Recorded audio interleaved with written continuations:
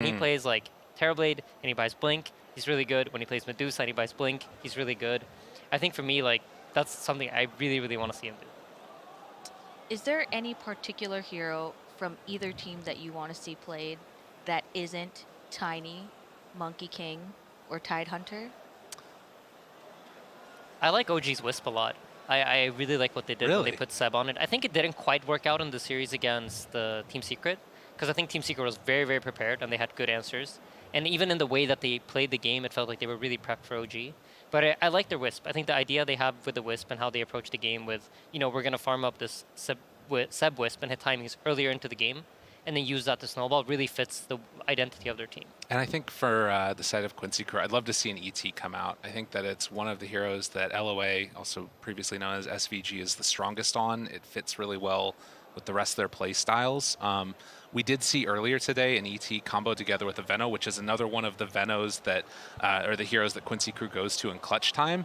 Fogg was talking a lot about how he didn't like that combination together because you oftentimes end up waking up people from your sleeps, but it's something to watch for. Those two would be the ones to watch out for me. And the one hero I want to see some Tinker. I think it's looked really cool and good in Thompson's hand. You know, 5 years ago, no one's saying they want to see Tinker, but it's like slowly making its way back in the meta. It's just fun to see heroes that have kind of been gone for so long, kind of coming back and making an appearance and doing really well on him as well. Last question that really weighs on my mind. Do you think that Seb's recent eye surgery will affect this match?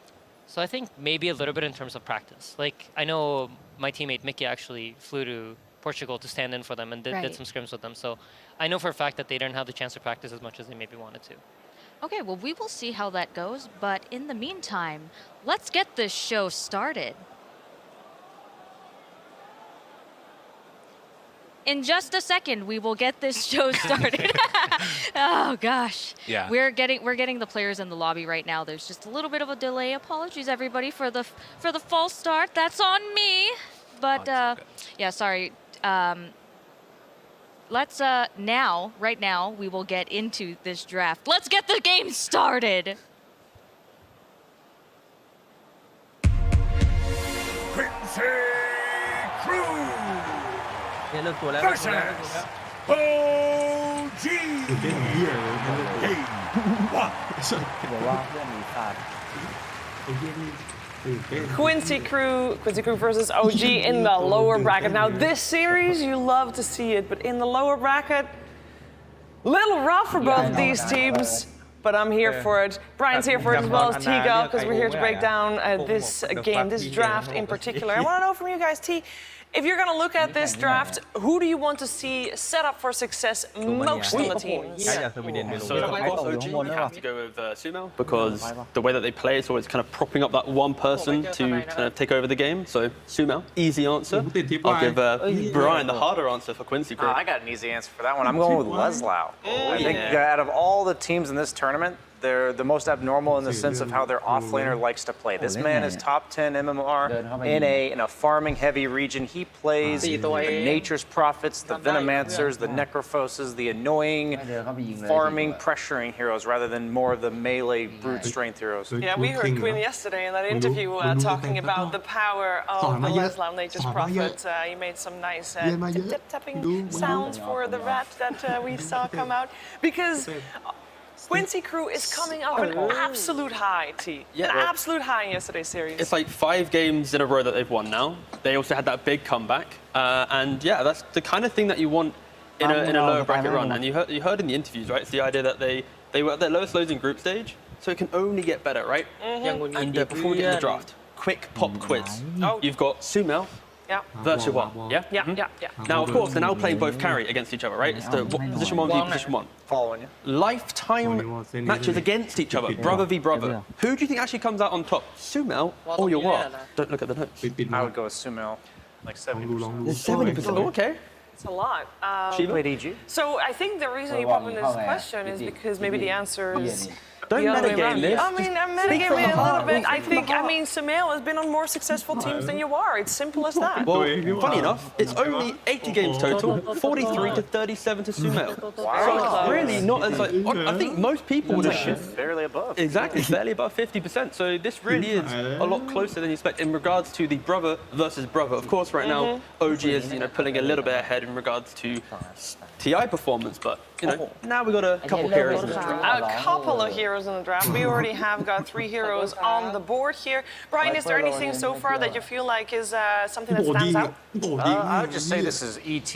ET is OG's comfort zone this tournament. They've picked it 5 times, 4 out of 5 wins so far. Tiga talked about how they love buffing up their carry. You can do that in multiple ways. They've done it with the Legions, the Mags, or you can do it in the way of buffing up their damage by reducing the resistance on the opponent team. Obviously a very heavily favored hero this entire tournament, but I think ET, especially for a team like OG, is important. I love this opening from Quincy Crew because no matter how much you prepare for Quincy Crew, if you look at all the group stage games they've played, Phoenix, not picked by them. Yeah, and this is kind of the development that you want to see from a team, I think. Like, OG, even Fnatic in that previous series, the essence of their team is very much kind of keep going at you, going to try and whittle you down, break you down.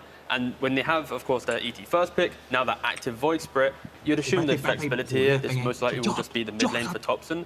You need to kind of go, are you going to fight into it with skirmishing heroes, or are you just going to play for that defensive moment? Like, again, Spirit, they literally just did that. They picked 3 or 4 defensive heroes, and they're going to win that key fight, or they're just going to have that farming potential. You can never run into them. So, Mag Phoenix, they are some of the better heroes at just holding their areas, making sure that if OG runs into them, they're going to be able to lock down that fight and just take it to OG.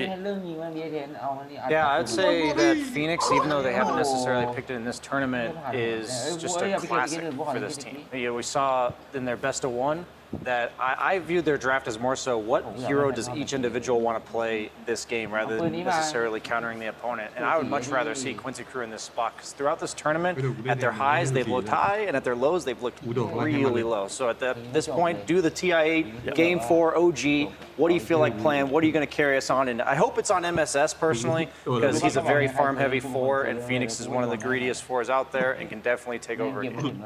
He can indeed. I want to talk about the mid lane because Void Spirit, as you guys mentioned, most likely for Topson in that middle lane. That's great. We see a lot of Void Spirit mid. We see a lot of different counters to it. And I think the jury's not out on if Storm Spirit is good against Void Spirit mid. Right?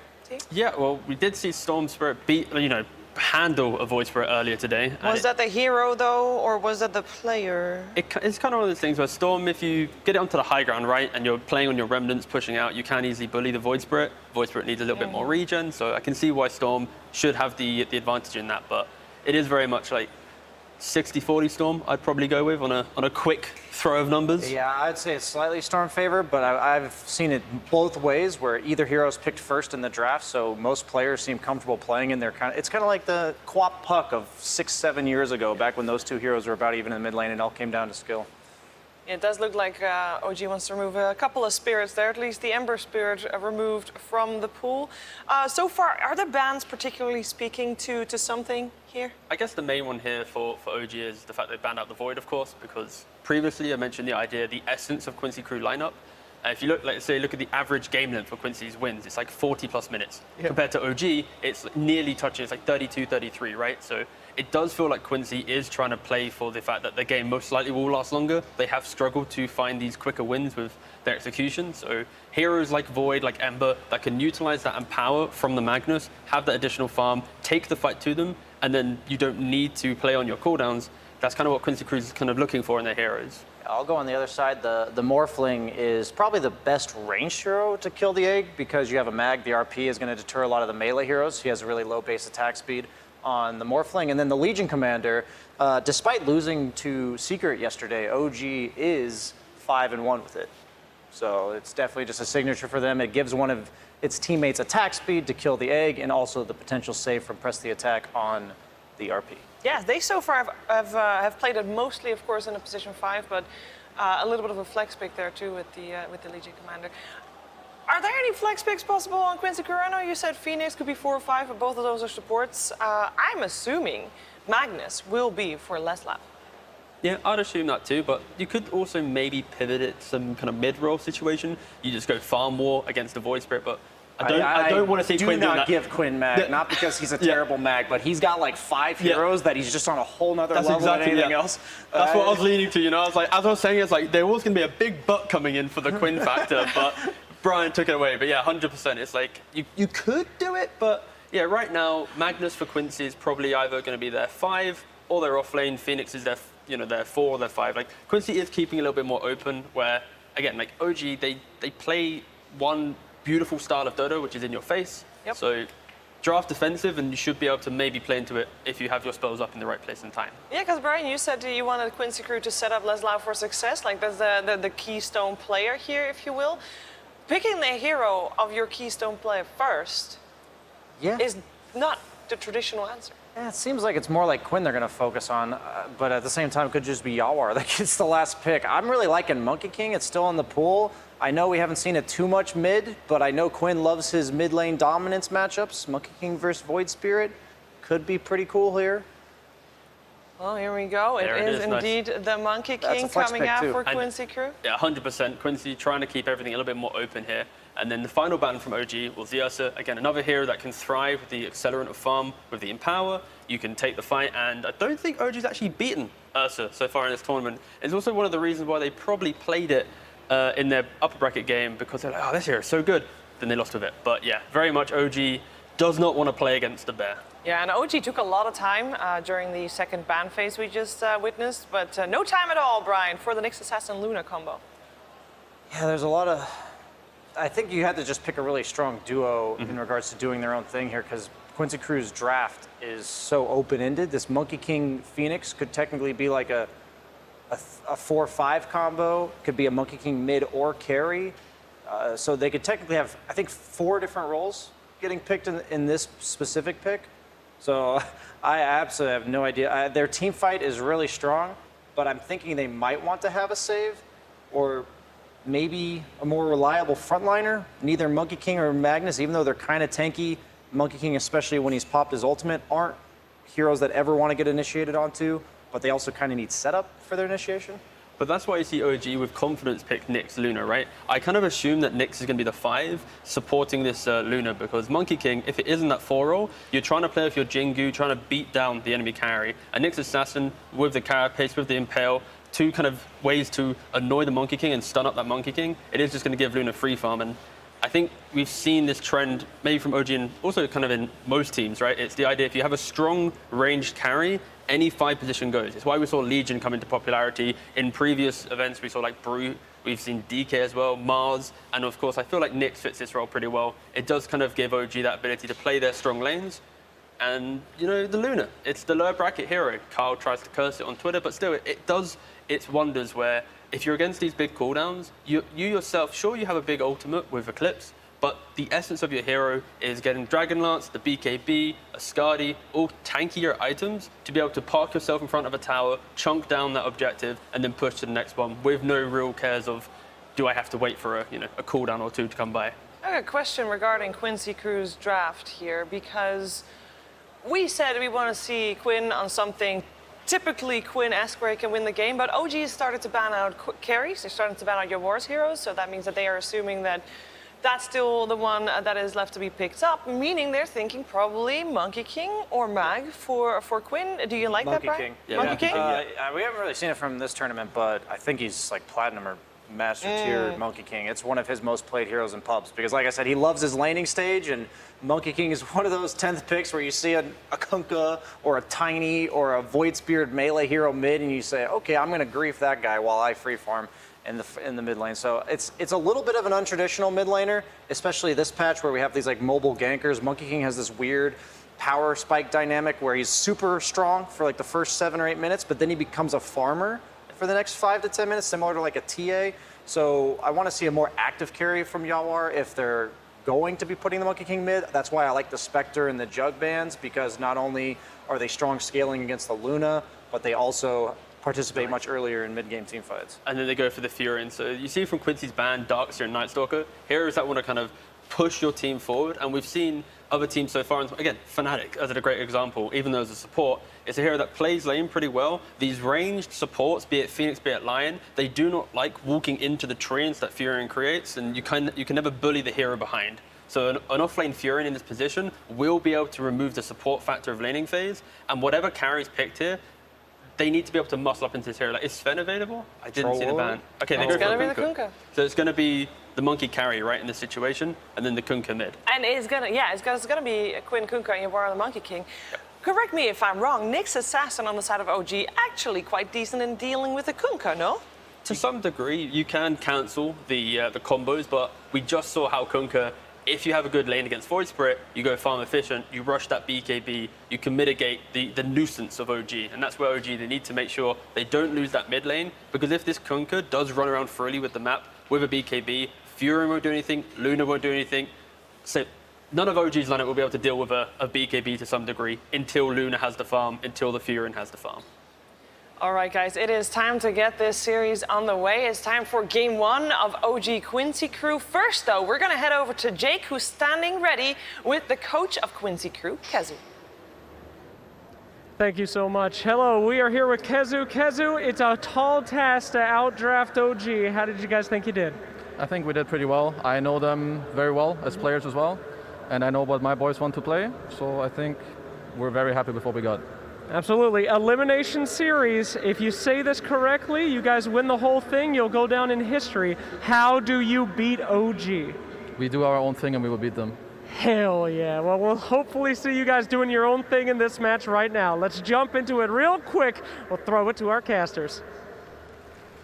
Welcome everyone, the battle to the death here, Lacoste, as Quincy Crew take on OG in the lower bracket. What's your first read on this draft? Just by looking at the heroes, we can expect OG to run at Quincy Crew. The panel talked about how they are going to need something to drag the team fights once the BKBs are up, but I see a lot of big cooldowns on these Quincy Crew heroes. So yeah, OG, they're known to go in and just keep the pressure going, especially when you see this like Phoenix ulti on cooldown. You know there's Wukong's command down.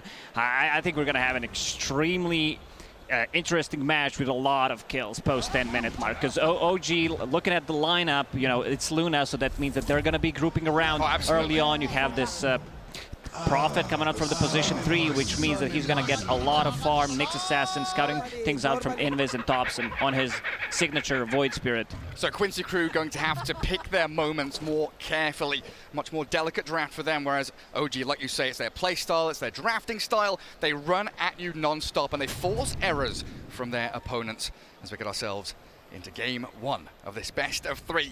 Already smoked up, Quincy Crew looking to try and defend that mid lane. Get as much we already intel get the as you D-ward. possibly can. And there it is. That straight up D-ward from No-Tail. A signal of intent from OG already. And Saxa, he's making a nice little home for himself here in that triangle, forcing Quincy Crew away. Now they know that there is no ward, so they could potentially make a turnaround play, backstab potentially from the high ground, have the vision advantage. Quincy Crew approaching MSS and Leslau. Yeah, reclaim their territory, kick them out. No more squatting by OG up in that triangle. Yes, we do have that little Monkey King disguised as a courier. And some treants there as well, but Yawar, he's not going to give this zone up without a bit of a scrap. Gets a couple of hits onto Saxa. And it does allow Quincy Crew to get 3 of those first 4 bounty runes. Win together, slay together, slay together, slay together. And that was after OG started with some very aggressive pushes forward. So Thompson, your Void Spirit in the mid lane, facing off against Quinn's Kunkka. Which way do you lean in this kind of melee versus melee matchup? There's going to be a lot of harassment coming out from Kunkka. Thompson will need to bring extra sustain. I expect supports to come around and protect the 2 and 4 minute water rune, so we'll see who makes the first move. There's going to be a lot of harassment, as I mentioned, on the Void Spirit, the cleave, and you also have a bit of an absorb damage from Resonant Pulse coming out from the Void Spirit. Oh, No-Tail already with a double stun. Are they going for this? Can he body block MSS? He's forced the Fairy Fire and a good impale will at least keep Sumail away. The threat of OG already beginning, but there's Quinn, like you said, harassing and chipping away at Thompson. And I think that mid lane, once we get to 6-7 minutes, the panel said it as well, both of these players a little more sacrificial in terms of how much farm they soak up on the map, much more focused on playing aggressively and starting team fights. I feel like whoever gets 6 in this matchup will just go extremely ham. There's a lot of, pride on the line. You might need to knock out OG. You might knock out OG out of TI. So there's a lot of stuff happening in the heads of these players right now. Back to the bottom lane.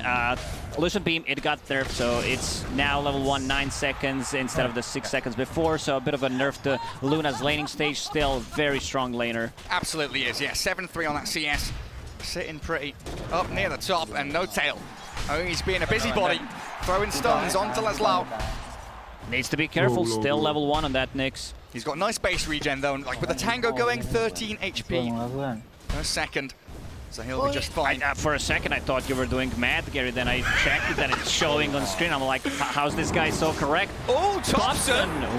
Careful, buddy! With the fairy fire. He had the backup of Saxa coming as well. And they will bully Quinn away from lane, but there are water runes to be gathered up.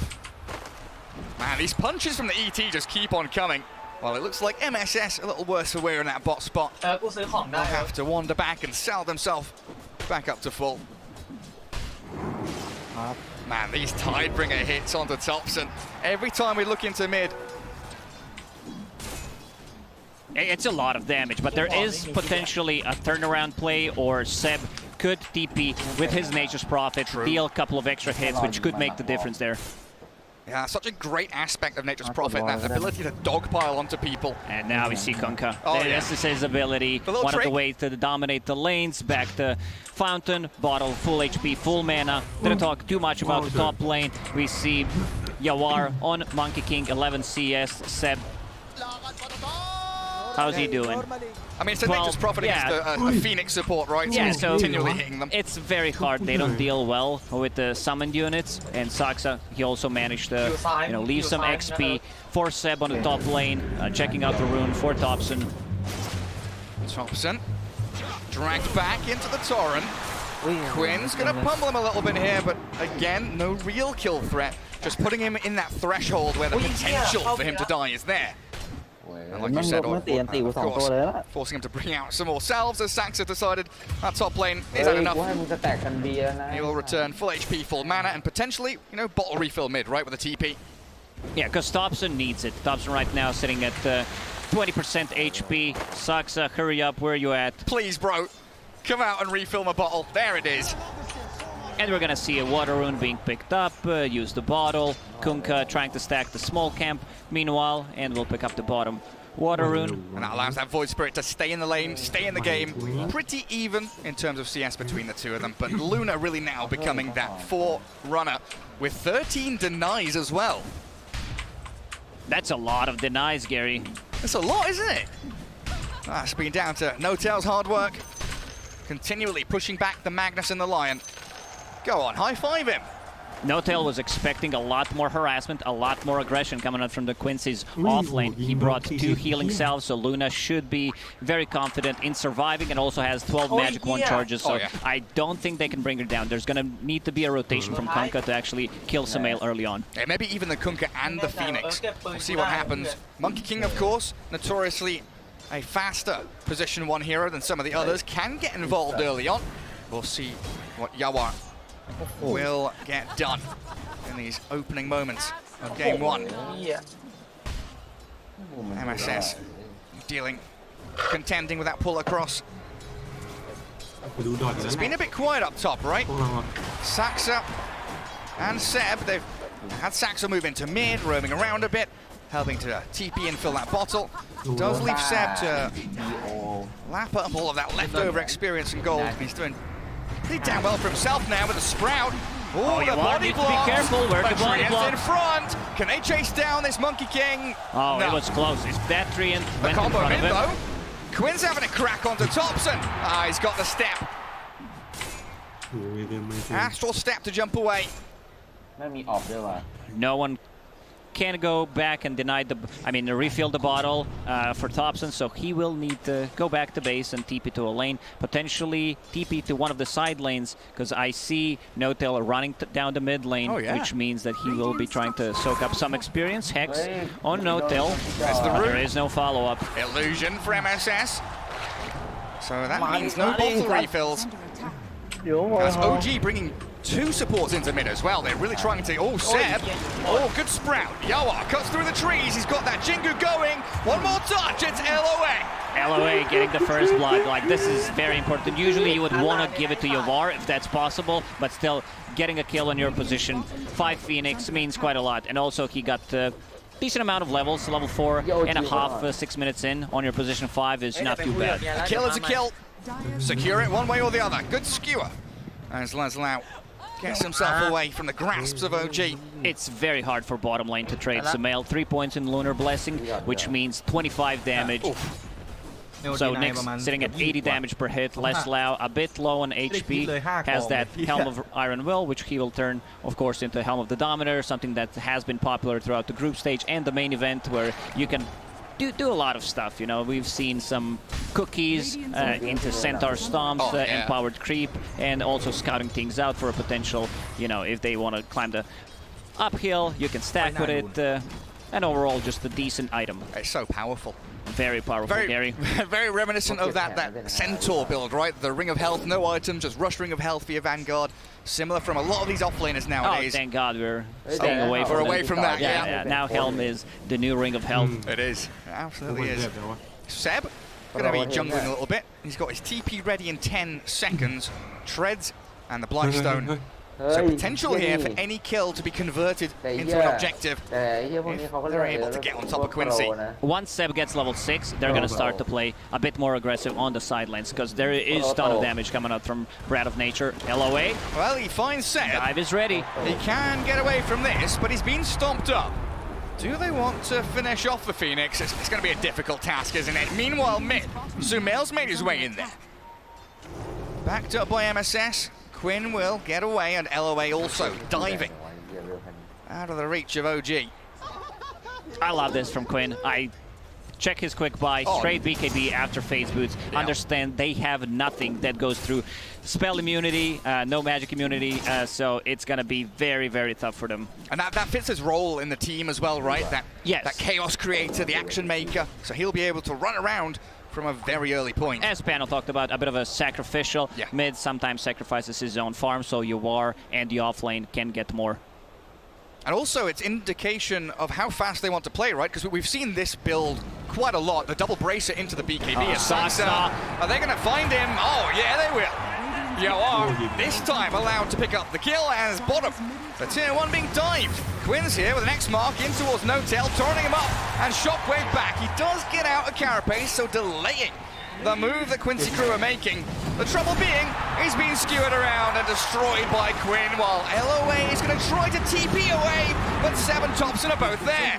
A lot of action happening. There's going to be a ton of pressure on the bottom lane. They even glyph. Like, the value that they get from this glyph is stopping the mid push and also keeping their creeps bottom alive. I don't think there's enough for OG to stop the bottom push. Sumail is wide out in the open. He's going to get comboed here by MSS and Quinn. Thompson's trying to backstab, and Sumail will survive. MSS hiding behind the trees, but they're broken by Seb, who sprouts him up. Pops his stick, but that's never enough. Oh, Quinn. Is he going to get stopped here? He's slapped up, and his courier's died. A nice impale from No-Tail, and 4 heroes. OG bring the numbers. They brought the numbers on a mid lane. They wanted to respond. They saw their bottom tier 1 tower falling. They bring the numbers on a mid lane. They get 2 kills, 4 and Thompson. Conversion into the tower as well. And they get the tower. Thompson even gets the last hit on the tower. Double damage picked up, so that means that they're going to be playing even more aggressive right now. This is the lineup that does not rely on any of the cooldowns. They find the juicy stack. They do. Not only finding kills mid, taking the tower, but stealing the stacks. Unable to get the Ancients just yet, but I believe Sumail will be eyeing it up in short order. Right now, he's up top. Should be able to clear through his own triangle, which, it looks like Ancients have been blocked by that sentry ward, though.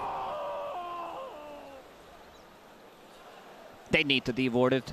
because Luna would definitely love to spend a lot of time right now in a triangle. Mask of Madness is available. Moonglave's about to be maxed out. Also, I like what I see from Thompson. Kaya, straight into Saj. You're playing into so many stuns, especially Lion, so you're going to reduce that duration. The X-Mark, the Lion Hex. Such a great build there for him. No need for the Yule Scepter. No need to rush the Aghanims in this kind of game. And it's much more of the carry-oriented build, right? It's less of the early game, that Kaya Sanj, more of that mid-game build. Yeah, I don't think it's necessary to go for Yules. It's good for breaking up the combo. MSS. See ya. Good two-man torrent, though. Quinn's here, trying to fight along with LOA, but they don't have Supernova just yet. The Centaur stomp. Lelis buying a bit of space here for his squad. No-tell. He's not even going to die. The Nyx is out of there while Thompson. LOA's level 5 only. He's cutting into that Phoenix. Oh, dominating streak for Thompson. That's a good will be losing his life for this. The Monkey King arrives and Yawa slices him in half. Yeah, they went a bit too deep. Yawar joins the fight. They get the kill on Thompson. For Quincy, they don't have the level 6 on their supports. Finally, Lion buys the Tome. Finger is available, unfortunately. LOA still not level 6. If they have Supernova there, at least they try and force OG away from the fight. But not having such a vital teamfight ultimate really hurting Quincy Crew. 11 minutes in. The Magnus Helm Creep that's roaming around with MSS. That vision, the scouting capabilities, showing off where OG are lurking. Asumel is swinging it out. Someone needs to unblock the Ancients because he lost quite a lot of farm from this. And they also might need to spend 2 sentries to unblock it. There's the one. It's in range. Are they going to find it? It's not in range, Gary. Oh. Never mind. Meanwhile, Dyer. Yeah, there's that observer, sentry wall that No-Tail's looking for. Meanwhile, Dyer, the Monkey King, empowered up, is clearing through some stacks of his own. Already has the Echo Saber. Not too far behind his counterpart. You expect Luna to really race ahead, but that Empower is going to allow the Monkey King to keep tabs on her in terms of net worth. If they did not block that Ancient Camp, Luna would be at 7k. Smoke from Quincy. LOA now level 6. Whoever the X mark is pretty dead, and it's going to be Seb diving in. They'll throw the boat at him, and Seb, there is no escape from this. They've even got a Centaur to stomp him up. Centaur even helps out. Also, Kunkka used both Ship and Torrent with the Arcane Rune. So No-Tail body blocking that. Oh, yes, he is. Cheeky. Funny business. When you play position 5 Nyx Assassin, I like what he's doing. Maxing out the carapace, lowering the cooldown, increasing the duration. 2 points in Impale is more than enough. Yeah. We'll see if he decides to get just a valuable point in mana burn. Position 5 Nyx, you're more of a sacrificial 5. You want to go in. Carapace, even though it sounds like it's an easy spell to use, it's actually one of the hardest one in terms of, you press the button. It's a skill shot. It really is. Because if you misuse it, then you put yourself in a really bad spot. And most likely you're going to die. I mean, I'm looking at Quincy Crew right now, Lacoste. Green lights across the board. What do you want them to do? They've got all their ultimates. They seem fight ready. They have Magnus. This is their big timing. Magnus, RP available with the blink. Now it's time to take a fight. Dobson already using the Simulate. Yeah, they will kick it off onto the Void Spirit. The Astral steps away and the boat doesn't land. Saxon's there with a nice Earth Splitter. Wukong's command has ended. OG, they weather the storm. 2 ultis down. That's exactly what they needed to do. They want to prolong the fight. Where's the Blink Skewer? Less loud thinking about it, but there is no tier 1 tower. Yeah, biding his time. While all this is happening, Luna is just farming the triangle right now. That sentry ward. It lasted they too long. cannot find it. They're still there. I guess No-Tail did get a bit of revenge body blocking one of the spawns on this dire side of the map. And Saxa, yet again, planting his flag in this triangle. No-Tail just memeing, look at me, I'm the sentry now. Well, that's what he's up to. Well, yeah, he's not moving around, he's just staying up there. If he can take any pressure off the map for Luna to get her BKB, this is the big timing for OG. Once you get that Orchid, which is available on Nation's Prophet, and getting closer Yeah, to the vitally. BKB. They don't necessarily need to rush things. Vitally important. And it's a bit of a step away from what we know and love and expect from OG, but here's LOA getting a high ground ward down. Sees Seb, but Saxa is going to try to stomp this, not landing it. The TP was far too quick. As they aim for Sumail instead. Leslau, he gets the RP down, and Sumail, half HP, there's no way out, is there? Eclipse and one, there may be a turn with no tail arriving, he doesn't land the stun! Misses the stun, shockwave in a second. Can they get Sumail with the next mark? They surely can, but they TP in with Thompson arriving. They get back onto Yuan. They blow up the Monkey King in a 1-for-1 trade. Quincy gets a double blow. That's a really good trade for Quincy. They managed to kill 3 of OG members while only losing the Monkey King, and Quinn's getting big. That's his BKB getting delivered. Sumail maybe expected a bit earlier help there from Nyx Assassin. Yeah. Even if Nyx lands a stun, Kunkka was still coming from the south, so he still dies. Dobson pinging things out. Quinn a bit too hard to kill. Might try to poke with possible Nature's Prophet. Try to get the BKB charge off. Even with these moves, though, the net worth dead even between the two squads. The control of the map doesn't feel like it's edging one way or the other just yet. Both teams playing very carefully right now. That was a good move from Quincy, picking off OG's carry. Scouting Roche. But now it's a waiting game. Red light, green light, Gary. That's the game they're playing, Lacoste. There are no green ulties. dots, only one on Monkey. Yeah. So OG trying to use this as their advantage. Quincy Crew will definitely defend this. They have to. Try to poke, maybe delay it. They do get a tower mid. And that will force OG to come back and try and stand off against them, but no tail. Missing the impale on LOA means no kill. Dire even scanning the Roche pit there. But the ability now for OG to TP Seb top, apply pressure on the opposite side of the map is something that Quincy Crew are always going to have in their mind. Especially, do we go on this Phoenix? Because Leslau is here, gets a skewer. Good carapace. Yeah, good carapace. Does stop any kind of skewer play after the shockwave. And again, we return to our sides of the river. But if there's any team that understands this Nature's Prophet and the ability to split push and control the game, it's got to be Quincy Crew with Leslau, right? Quincy will strike right now. They need to be pushing out the lanes to have them in good position. Monkey King disassembled. Echo Saber now has a BKB. We'll go back once again for that Echo Saber because it's too valuable item, but now they have 2 BKBs ready and the Blink Dagger on Mag. We still have not seen RP being used, so looking forward to that. Seb being pinged out. That's the target they want to go for. Immediate TP, but in comes the RP. Bring down the Prophet. No more pesky Seb pushing out these lanes, as it looks like OG are rallying down in that bottom lane, still considering what kind of fight they can bring out here. They spot the Phoenix. Elder Titan Spirit with a Vendetta stun mid-air. They catch him. Meanwhile, Torrent on the mid lane, full combo. They're going to get him. They found him. Quinn and MSS pair up to look for Sumail, but the BKB not enough. Thompson backstabs MSS, but he doesn't have any backup. Oh, this is going to cost OG quite a lot. Luna getting picked off twice and also using a BKB charge. Feels bad for Sumail. That's a couple of deaths in a row, not really accomplishing anything otherwise. Yeah, torrented, stunned, hexed, and dies. So a good turn of events here for Quincy Crew. Again, you said that's their moment to strike. Use a couple of ultimates, get a couple of kills, and then calm things down. Return to farming with that empowered Monkey King, and even the empowered Kunkka, if he gets it. For now, relying on the Tidebringer for his farming. Thompson hungry for that Helm creep. And even looking into the dire jungle here, but not able to see any heroes. They will get a couple of D-wards though on that Obs and Sentry.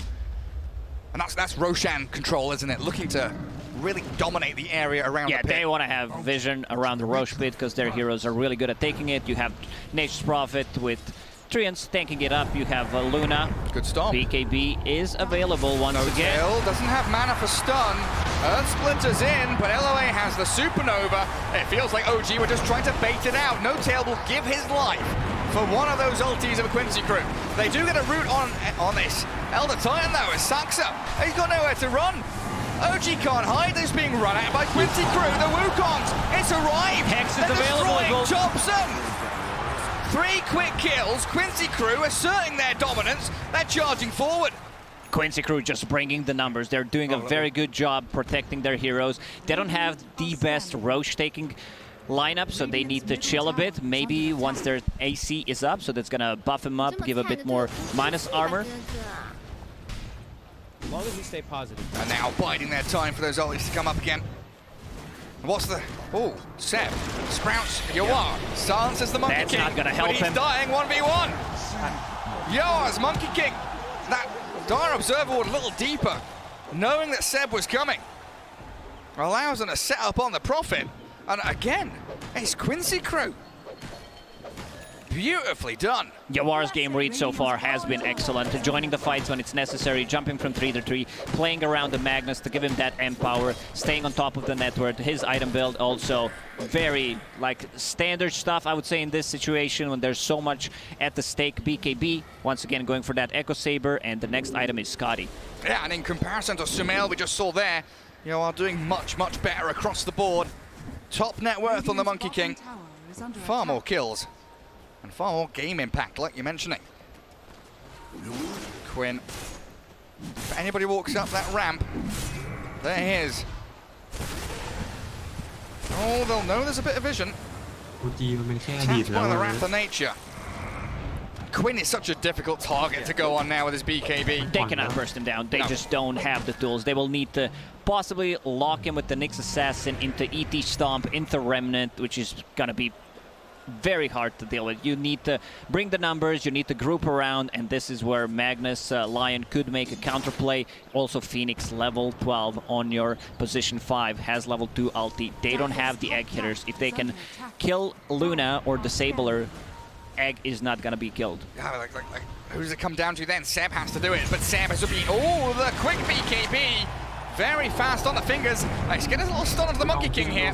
Sleeping the Magnus, and Carapace back, but MSS with a Hex, a bit of back and forth, the 2-man stun, the Supernova in the back, they're gonna find them! Sumail has to BKB and run, but Laszlo has the RP! Bloody gorgeous stuff from Quincy Crew, and they're gonna keep going for more! Seb, his X-Ball cracked back, he's dead! Quincy Crew has their number! Saxa with Thompson try and turn around onto Quinn, no teleport back for this, but Yawar with a triple kill! Thompson needs to be careful. Only the Simulate is available. Nice dodge. He gets away from the stun, and a double kill will be his. But another torrent's there for an ultra. Yawar's Monkey King. 9, 1, and 5. He's just too powerful to deal with. They need to prolong the team fights. Even though they need to keep fighting and lower the BKB durations, it's gonna become much easier for OG to take a fight. They just don't have the tools right now to deal with this overfarmed Monkey King and Kunkka. 1,000 gold. I like that. Very aesthetically pleasing. 1,111. Phoenix arriving, as we mentioned, it's very hard to kill him. Shard was available, so that means a Supernova. Sunray during the Supernova, we're going to see that again. And he was on that high ground, right? Just above the staircase when he got his egg off. Like he backs all the way up, knowing that they want to fight here. Even under OG vision. That was such a good impale there from Lion, Earth Spike. And there's the finish. Goes in for that RP. And Yawar, even when his BKB ends, he just knows that they've got them on the run. Great ability just to keep on running forward and battle.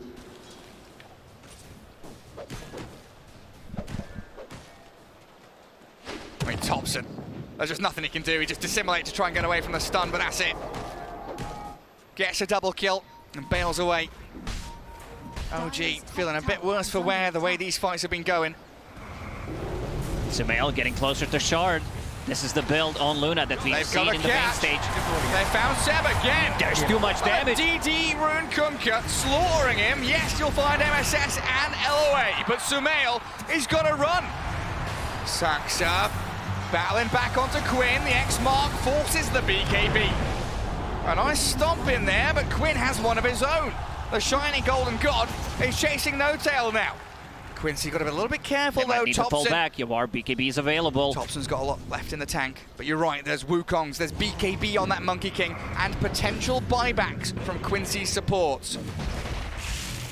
Luna just hit level 18, so that means more beams coming out from her. Getting closer to that shard. Shard, even though it got nerfed, it's still a very good shard. We've seen in the previous series where there was a Crystallis and also Aghanim shard, or the one before. Hello. Now inside the pit. Hello. It's an Assassin who's got a carapace on the two of them with a two-man stun to go along with it. Leslau's blown up. Oh, Quincy crew, they thought they were making a move. He's getting blocked. OG to turn it back on them. They get the Luna though. Magnus for Luna doesn't feel so bad. Saksa in a very bad spot trying nice to get out. Little stomp there, but they'll scout him out. And this fight is over for OG. Thompson thinking about going back in again. He's got No Tail there, but high ground vision spots Thompson coming in. He's under the outpost, and they know exactly what he's up to. Arcane Rune already used up. Thompson would love to have a bit of a scrap. Eyes up quick. Playing a bit of a dangerous game here. And he's looking towards MSS. First silence, second silence into Remnant. But now what? Dissimulate away, try and run and hide. Fight might be over for OG, but it's not over for Thompson. Still thinking about going in once again. Arcane Rune available. And No Tail playing on this dire side of the map. He's scouting, he's looking for anyone that's lurking. We'll get a D-ward as well. But Thompson's there. This pairing, just finding kill after kill, or do they? The boat turn around with Quinn arriving. They kill off the Phoenix, but now Quinn will chase down No Tail. Oh, he doesn't want to go for it. He's so afraid of what's lurking in the shadows. Too afraid of the bug. It's very hard for him to play. It's like solo kill the next assassin. There's always going to be this fear of carapace, and he does not have any invis and any reveal. And here's your one, that full up Skadi. Next up, the Basher in the quick buy for him. Quincy crew will have their ultimates already pretty soon, but OG knows there is a window here. 3 heroes smoked, Thompson one of them. After the Aghanim Scepter, heading into E-Blade, looking for that magic nuke damage, but also saves, right?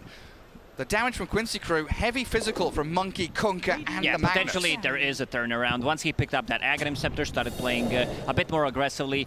2 supports, they don't have any kind of defense tools, so he will need to jump the back lines. Try to burst the Phoenix, play with the Nyx Assassin, who can provide the vision. Well, smoke from Quincy. OG 3 hero smoke, Quincy respond with 5. The entirety of OG though up in that top lane, soft pushing it with a Treants, scouting with No Tail's Nyx. Also bought Gem, so they can see Nyx Assassin. He's been very annoying. Historically, any Hex, Shaman, Lion were always powerful against the Nyx Assassin. Can't use that carapace. Catch him before he can turn your damage back onto you. Great to Treants. Gonna whack away at that top tier 3. Quincy crew not having any of that though. They are straight into the Roche pit. Now they have 3 BKBs. Even Leslau finished his. And there's no context here from OG. They need to know. No one's showing up. They need to know something fishy is happening. They get the Aegis for free. Top tier 3 is half HP. But OG don't get the finish. They want to fight this still though, even with the Aegis in hand. OG, Quinn nearly blown up. Can they take him down? They'll get it. Yes, they can. Kunkka's can gone. finish him. No Tail's traded out. They buy back on Quinn. Great boundless strike though from Yawar. Picks up Sumail and straight back onto the ET. Fake pop the RP. Laslau didn't even need it. There was like no way they go into that fight and kill Monkey King twice. The BKB, the Aegis on him, he's just too powerful. Level 23 right now. They need to be very aware how strong he is. They didn't even use 3 ultis. There's still 3 green dots on top of the screen for Quincy. Yeah. Like at the very end of that, Leslie was like, do I have to? Now I can hold my RP for next fight. 4 minutes left at Aegis 2. Quinn expended his buyback. I don't think it's that costly. Still, OG cores are keeping up in terms of net worth. And the longer we drag this game out, the more efficacy this Prophet has in the ability to split push lanes, control that map, and do physical damage. He's got Witchblade, Orchid, heading into Shadowblade. He is becoming another carry hero. No-Tail scouting him out. Hello. Bit of monkey business. LOA's behind him. They need to protect Luna. They need to have some kind of protection. Nyx Assassin finally finishes his item. That force tap could make a difference. Nice With a Carapace. Spirit on top of him. He's going to get stomped up here.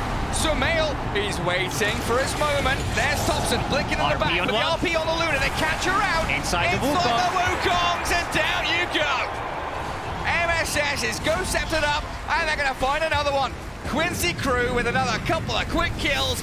Beautiful execution, and with Quinn coming in, they do stomp him to stop the combo, but Yoar is so strong! He's out of everything to simulate. Big AoE, but still, he's gonna drop. Gets that streak away from Thompson. Luna and the Void Spirit both dead. Massive kills here and a monumental victory for Quincy Crew. Leslau not even flinching, not thinking about it twice. He There's sees the Luna, RP straight away, skewer back inside the Wukong's command. There is too much damage coming out from the Monkey King. Still 2.5 minutes left on it. They're gonna go for the high ground push. There is Kata, and there is also an Alpha Wolf. Oh yeah, and a couple of shard golems as well. Go on, little buddies.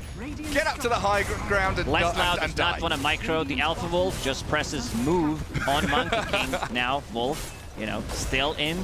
Meanwhile, being very close. Oh, No-Tail needs to be careful. He does. He tries here on the Monkey. They silence him up, and all that damage! Where did his HP go? Aegis gets popped out, and top lane, I think, has lost a tower, denied by the Lion, as you are. Well, BKB TP, so an even trade. As long as we stay positive, we'll win. Yeah, just TP it out. Did not want to risk anything. He knows there are no BKB piercing abilities. It gets out immediately. I always feel BKB, you know, I'm never going to get used to BKB going from 10 seconds to 9 seconds. Yeah. Because it feels like what chocolate factories are doing and like chips. Sorry, what? You pay the same price nowadays, but you get the less, you know, amount from it. Oh, you're paying for air in the bags, yeah, aren't you? pretty much. Yeah, it's a tragedy. I mean, back in our day, we could sell BKB and buy a new one, Lacoste. Yes, we could. Long gone. One of those days, though. I'm very happy that we cannot do that anymore, because the games would be pretty boring. Infinite games, infinite buybacks, and infinite BKBs. We're in a really good place right now. Quinn has a Scythe of Ice queued.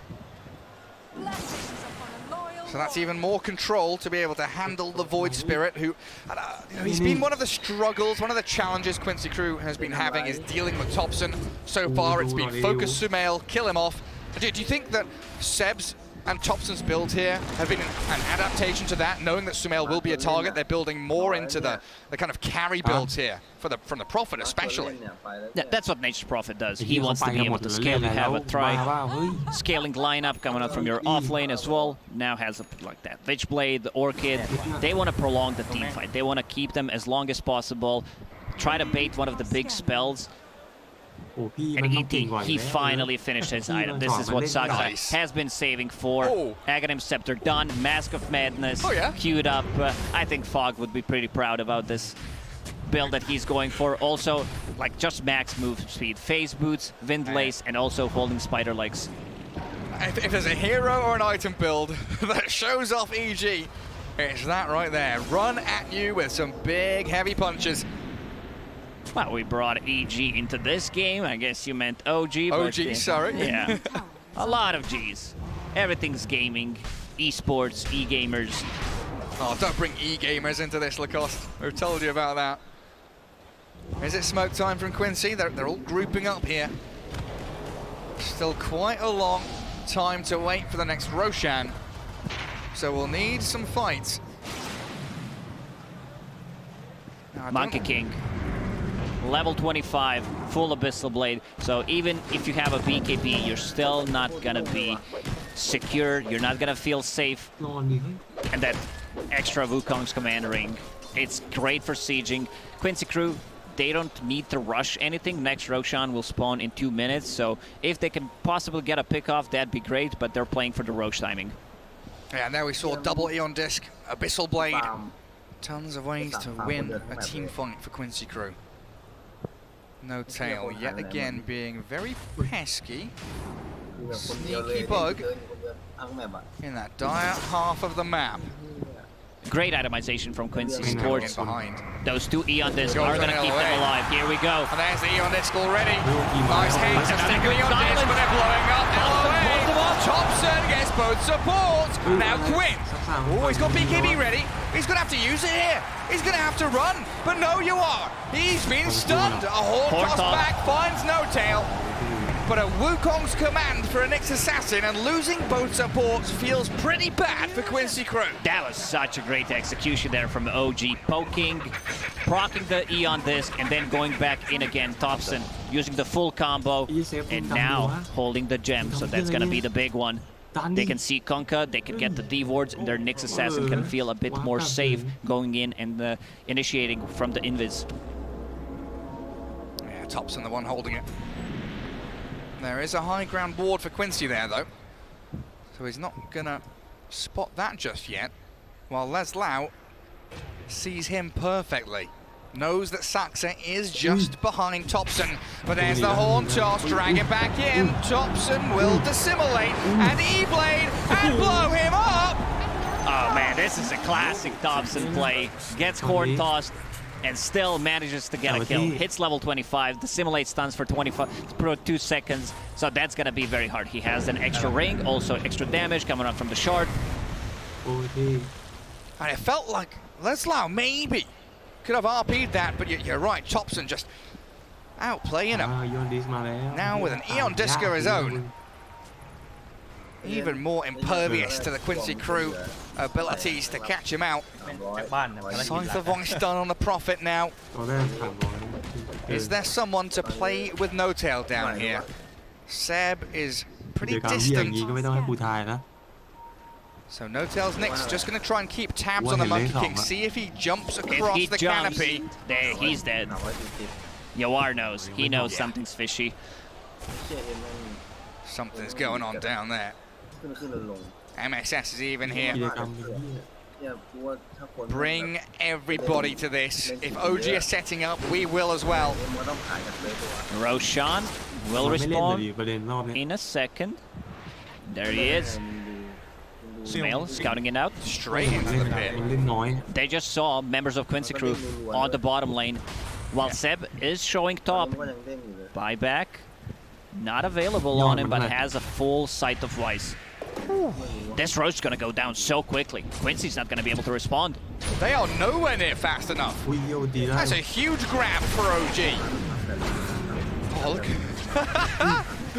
Oh, he's a massive golden piggy. Beautiful. And there it is. Roshan falling. OG claiming the prize. Saxa grabbed up by Quinn. X-Mark dragged and the backstab again from Thompson. BKB. Forces the supernova, but the Abyssal Blade. Oh no, he's out! You cheeky devil just assimilates away thanks to that Eon Disc. Yeah, that Eon Disc. Ghost Ship Fleet not hitting anything. They're thinking about going in. Oh, they got Quinn. He's got no BKB. He's dead. One more touch will secure it, and with no buyback, they'll need the RP. Inside the Wukong, Sumail skewered back. That's a good amount of damage, but MSS, he's been destroyed. Sumail going deep with Thompson. They want LOA with the E-Blade strike, but they can't finish off the Phoenix. Instead, they want the Monkey King slapped up, and a big splitter will rip him in half. Buyback available, needs to do it. Has to buy back, and we're in a 3v5 as OG shred their base. OG did not lose a single hero. Kunkka, since he bought back in the previous fight, he does not have gold. Buyback is available, and Roche, if they want to play this safe, they can go inside the pit. They still have 4 minutes left. They're a bit low on HP. Sumail going high ground, 3 minutes 40 on the Aegis. They can keep pushing this. They must know. Sensing blood in the water now. Quincy Crew, a wounded animal. And OG and the Hunters looking to finish off the kill. Thompson, he's online. They've got you on. This is and it. that's game one done. They're calling it. What a turnaround from OG in game number 1. After a superb lady stage. มังกี้แม่งไม่ดีตรงนี้แหละไอ้เหี้ย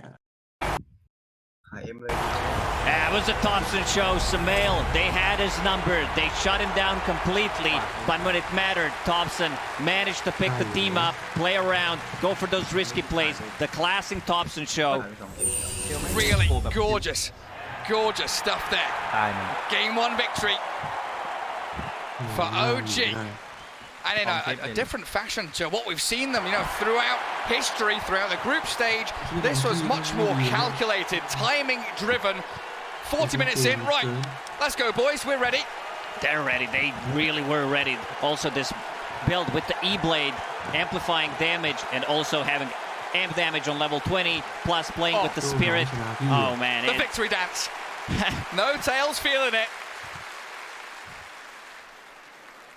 My boy's going to feel so happy about that. And with that, we'll head it back to the panel. Thank you very much for an amazing cast. OG took the match, and now Quincy Crew is 1 game away from getting eliminated from TI. We saw on Twitter one of our fellow casters, Kyle, tweeted. He tweeted, and it just went awry. What was it that he tweeted? He said, "Oh my God, Quincy Crew are doing it," and that was right when all of us collectively looked at each other and were like, "We know what's going to happen. We've seen this before. It's too strong, Kyle curse." Heartbreaking loss, really. It's such a hard way to lose in an elimination series. Luckily, it is a best of 3, but that's the kind of loss that's really going to hit you hard, Sumi.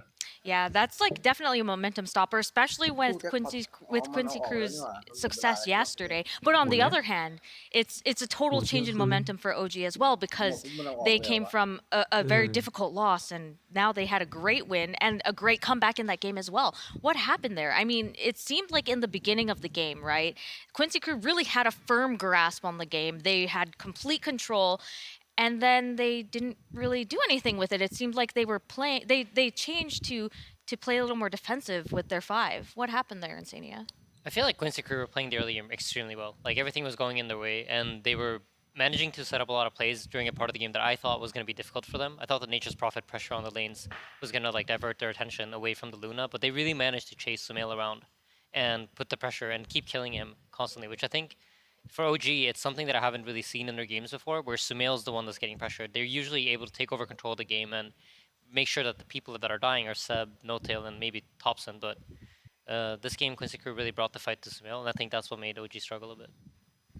So one thing that we were looking at, or that everybody was screaming about during our talk in the green room, was the last team fight in the upper side of Quincy Crew's base. The production crew managed to get that clip for us. Let's take a look. Can you break it down for me? Gods and Lyrical, the caster extraordinaire. Lyrical, let's see. I mean, no, they're going in. No, I'm not going to do that. So I think that like this E-Blade build from Thompson is just like so devastating. And it's just like a blow-up, right? Right at the beginning of it, as soon as you can take somebody out of the fight, it just feels like from that point forward, everything fell apart. OG just had a really good understanding of how to find those openings to win this game. Like, this all started with that Carapace on the Kunkka cleave where they just blow them up. And you mentioned, like the Dagon build, it's like, okay, they've got this, I think Kunkka looked like an amazing last pick here. I thought it was like the perfect pick for this game because he is so tanky and hard to kill, but they itemize around that. E-Blade Dagon, they make sure that when they get that sudden catch, they can actually blow up like a 3,000 health Kunkka before he gets his BKB off. Well, and in a lot of ways, it's balanced around the idea of the rum buff, right? That you're going to be able to get that ability off, but if you get fully controlled by the Nyx Assassin, it kind of falls apart at that point. Yeah. And the other big one that felt like it was a turning point in that game was the Aegis blow up on the bottom side when they were going for the high ground against OG. And as soon as that happened, you could see they're like, all right, we have to wait for the next Aegis. And from that point forward, it just felt like it was all OG's game. It was pretty crazy seeing those like scores at the end. Like Sumail was like 1, 6, and 7. Yeah. I think in terms of playstyle, like that is not at all where OG wants to be. I think they're not really perfectly happy with how that game panned out. I do think Topson this game, like his Aeon disc, that was genius. He jumped into 4 heroes and then they used a lot of BKBs to remove the silences to try to burst him down as soon as possible, and he survives, egg is used, and then Noto sets up the carapace in base. And I think just that item almost single-handedly won them this game, I think. All right, well, we will see if OG can play a little bit more to Insania and their own standards. But first, we have a quick check-in with Casey, who has been following the hashtag TI10 conversation on social media. We did it. We made it to TI. It has been 2 years that all of this hype has been building, so I thought it'd be really fun to kind of go through some of the conversations that we're seeing online since this huge community is coming together virtually and watching some of the best Dota that we've seen in a really long time. So, and yes, welcome to my office, my humble abode. This is a Diplodocus. Anyway, on to the tweets. So I was looking in the last couple of days, and as the event was approaching, I thought I would get to a couple of different tweets that people had, one of which turned out to be a little future predicting. So let's take a look. We'll get to that one in a second. But this first one says what I think all of us feel, which is I'm most excited about the emotional roller coaster of absolutely hating the team that knocks out my favorites, but then wholeheartedly cheering for them the next game because my heart is just bleeding for some crazy Dota. So thought that was a really accurate way to describe how a lot of us feel going into TI. And then this next one, I think we all need to follow Real Fees because he seems to know something we don't. This was before the matches happened, but said the lower bracket matches, I don't see where EG or Quincy go if they lose. Especially EG, major shakeup could be headed our way. It happened. It happened. Oh my God. I'm so nervous for them. I'm nervous for everybody. So that was just some of the crazy Dota. I think what's so cool now that TI is here is that we're remembering the level to which everybody plays on the main stage. And so I went on my Twitter account this morning, maybe tonight, your time?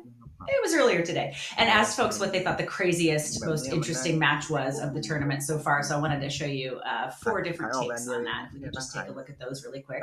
The first one says possibly any game that LGD plays in, but the highlight so far most definitely was game 2 between LGD and T1. Absolutely intense. And then Paul Goyo said PSG LGD game 2 against T1. Whoa, Paul, you got like a list going. I like it. Fnatic Undying, QC versus Aster, and IG Spirit game 1. And then Slaya said Quincy Crew versus Team Aster as well. So a lot of people are agreeing on that. Finally, as everybody is watching all of these matches and the games online, feel free to let me know what you think because I'm watching the hashtag TI10 and trying to gather as much as I can. And I would love to share some of what you're saying on the broadcast so that we can all feel like one big happy family. Mostly happy. Slacks, I'm looking at you. But I do want to remind you, the teams themselves are watching. They're leading. Take a look at this. A simple yes from Alliance in response to that tweet. We are watching you. You are watching us. All right, let's get back into watching some crazy Dota. This is fantastic. Also, I will give a prize to anybody who spots some of the Easter eggs hiding in my office here. And by prize, I mean I have nothing. But good luck. Back to you.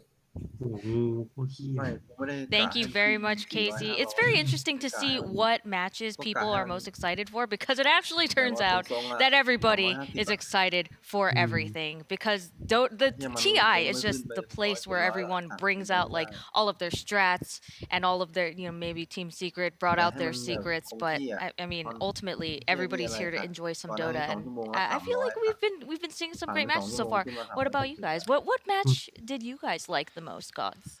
I think I'll have to like 3rd or 4th, 5th that Quincy Aster game. It was absolutely phenomenal. I think also just TI as a whole, it's been over 2 years. So yeah, the games just are been crazy seeing TI level Dota again. Yeah, I like the Quincy Crew game as well. That one was sick. I got to cast it. It was so much fun. But the other one that happened earlier on in the day too was that Spirit matchup. The very first one of the day, the main event, where they were able to make that comeback happen and just end the game going tier 4s. I was right next to Vlad, who was like losing his mind about the young Eastern European squad doing it. So it was a good one as well. I might be biased, but I think the first match, OG versus Alliance, opening TI being back, I think for me that was like the most memorable one. I thought it was a really good game. It was really fun to watch, but I think mostly just TI starting, that feeling. So what do you feel So now coming back to this, so two people said that they enjoyed Quincy Crew. We're currently watching Quincy Crew's journey through the lower bracket, and now they're kind of on their back foot here. How do they regroup? Like, what do they do to like regroup and say, hey, we can still do this, especially against a monolith like OG and Sania? I think it's very simple. You gather the team and then you send them good vibes. Good vibes. So simple. So good. It's like that. Just like that. Oh my gosh. But I mean, yeah, good vibes, but what else? What else can they do? I think ultimately that's all you can do right now. You got to keep the spirits high and you got to make sure you go into the game believing that you can do this, because if you don't, it's going to be really, really tough. The other thing that I would say about this team in particular is that they can come back into that one being like, hey, we made a couple mess ups, but we were winning that game. We were doing well. Let's just try and finish it off. And then, I mean, OG, I think that they're coming at that feeling really good with the win. They feel like they got away with one. That's the type of game that you need to win if you want to win TI again, be able to win games that you're not supposed to. Do you think that OG might be still feeling a little shook by that early game in the first game, or do you think that maybe now that they've activated or something? I always get this vibe that OG is just a team you can't shake. Ever since they won that first TI against LGD in the grand finals, and they were down, 30K gold. Machine was ready to do a winner's interview with LGD during that game 4. I think the Dota buff win probability was 0%. I don't think anything shakes OG. I think they'll see and talk about the mistakes perhaps, but ultimately this is a team whose biggest strength is always being the mental game. This is really where they're their strongest, not necessarily the lower bracket, but TI in general. And they're incredibly comfortable up on that stage. You can see them there. There's no sweat on the brow, no nothing. They're ready for another match and just taking care of business. Do you think that they look a little bit more tense than they did on the first day? On day 1, they walked into the booths. They were super happy and smiling, looking at their faces behind them on the big screen, and kind of just kind of admiring it. Now it seems like they're a little bit more focused. Do you think that this is like they're just feeling that pressure of being in the lower bracket in Sania? I think maybe a little bit. I think Only a little? it's hard to, because I think their mental game's good. They seem to be smiling mostly when you look at them. But I do agree with you that maybe like a good 5-10%, like, hey, we haven't been in this position before as much as we have been in the upper bracket. So I do agree with you. I think a little bit of pressure probably. I feel like I saw also there was like one moment in there where Seb, like, he's sort of rubbing his face a little bit. Things were looking a little bit scary, but in the end they were able to pull it together. So I think that you got to watch in the game. The key tells are like when the voice wheel lines start slowing down a little bit. Can the team sort of regain that momentum? That's what you want to watch for. The tips came out in the end of that match.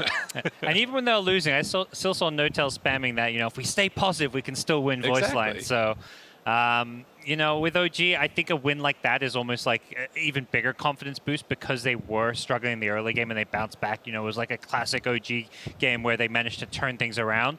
I think that they're going to feel like they're in Quincy's head because Quincy kind of threw away one that they had an edge in. And on the side of Quincy, they're one step away, but they can still take it to 1-1 and go into game 3. What do you think they should do regarding their draft to fix any mistakes? Or is it just wait for OG to make a mistake on their side? I think what they did in this game really well was that they forced the issue onto Sumail. I think they were really, really on Sumail, and they did not let him play his game. And I think if they want to have a shot at winning the second game, I think they need to keep doing that. I think the idea that they came into the game with was really good. It honestly, for me, just came down to like going on this Aeon Disc Void Spirit. I was also really impressed by Seb's ability to feel like become the real carry in that game in a way, right? Like the Nature's Prophet, obviously you're always going to get farmed on that hero, but it felt like he was the one that was kind of carrying the load because there was so much pressure on Sumail. So it felt like OG did a really good job of adjusting to that pressure, and we'll just see if Quincy can keep it up though. So pretend you're Quincy Crew's coach, right?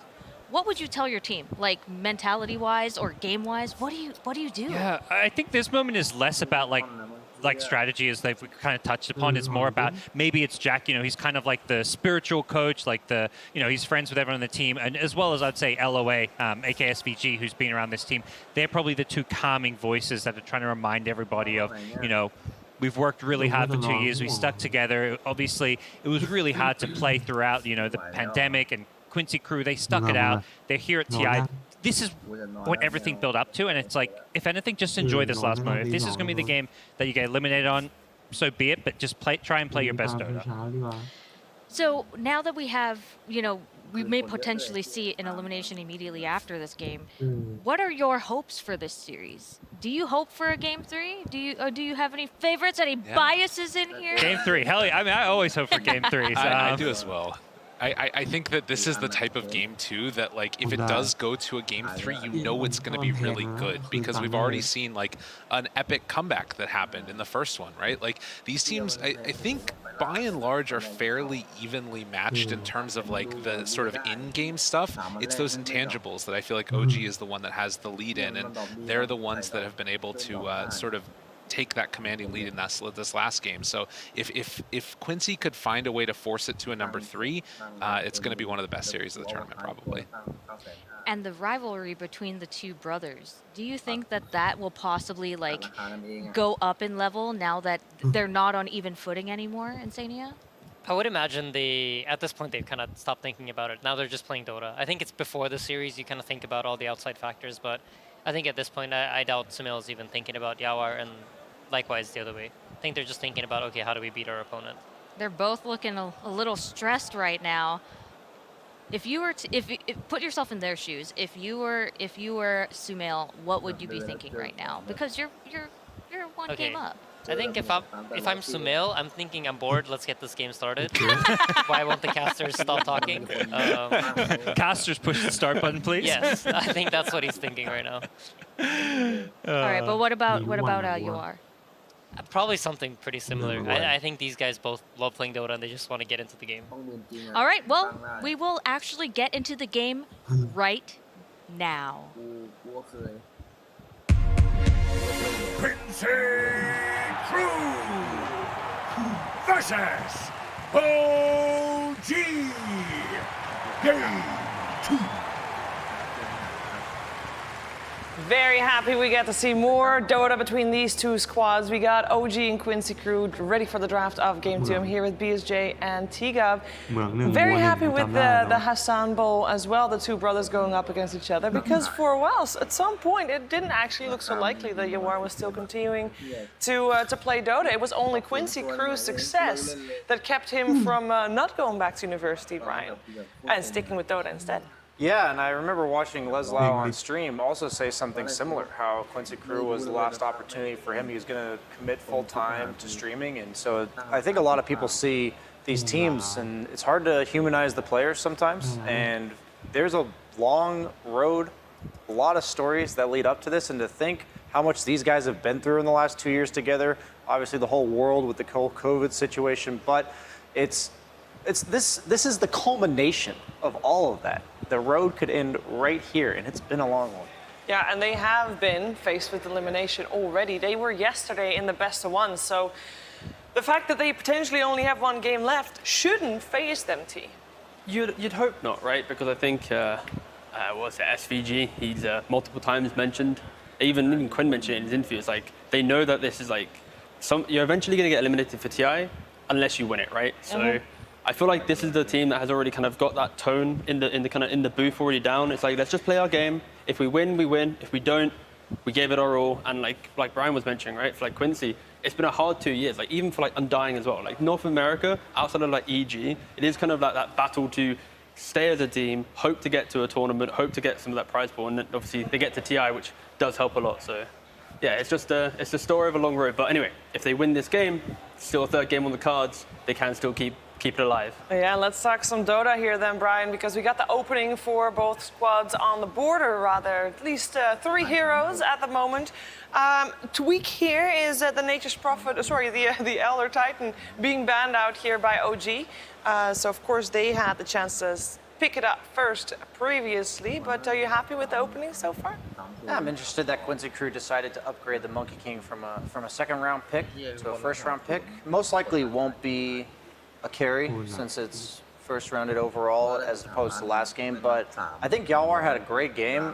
I struggle, I worry for Quincy Crew and their ability to close out the game, because OG is going to make you play sound Dota for the entirety of the entire game as well. Like what happened that last game was just OG capitalizing on a few mistakes, maybe just little overcommitments from Quincy Crew, and they've got the ability to punish that again with the Earthshaker, Snapfire, counter initiation, or just straight up initiation.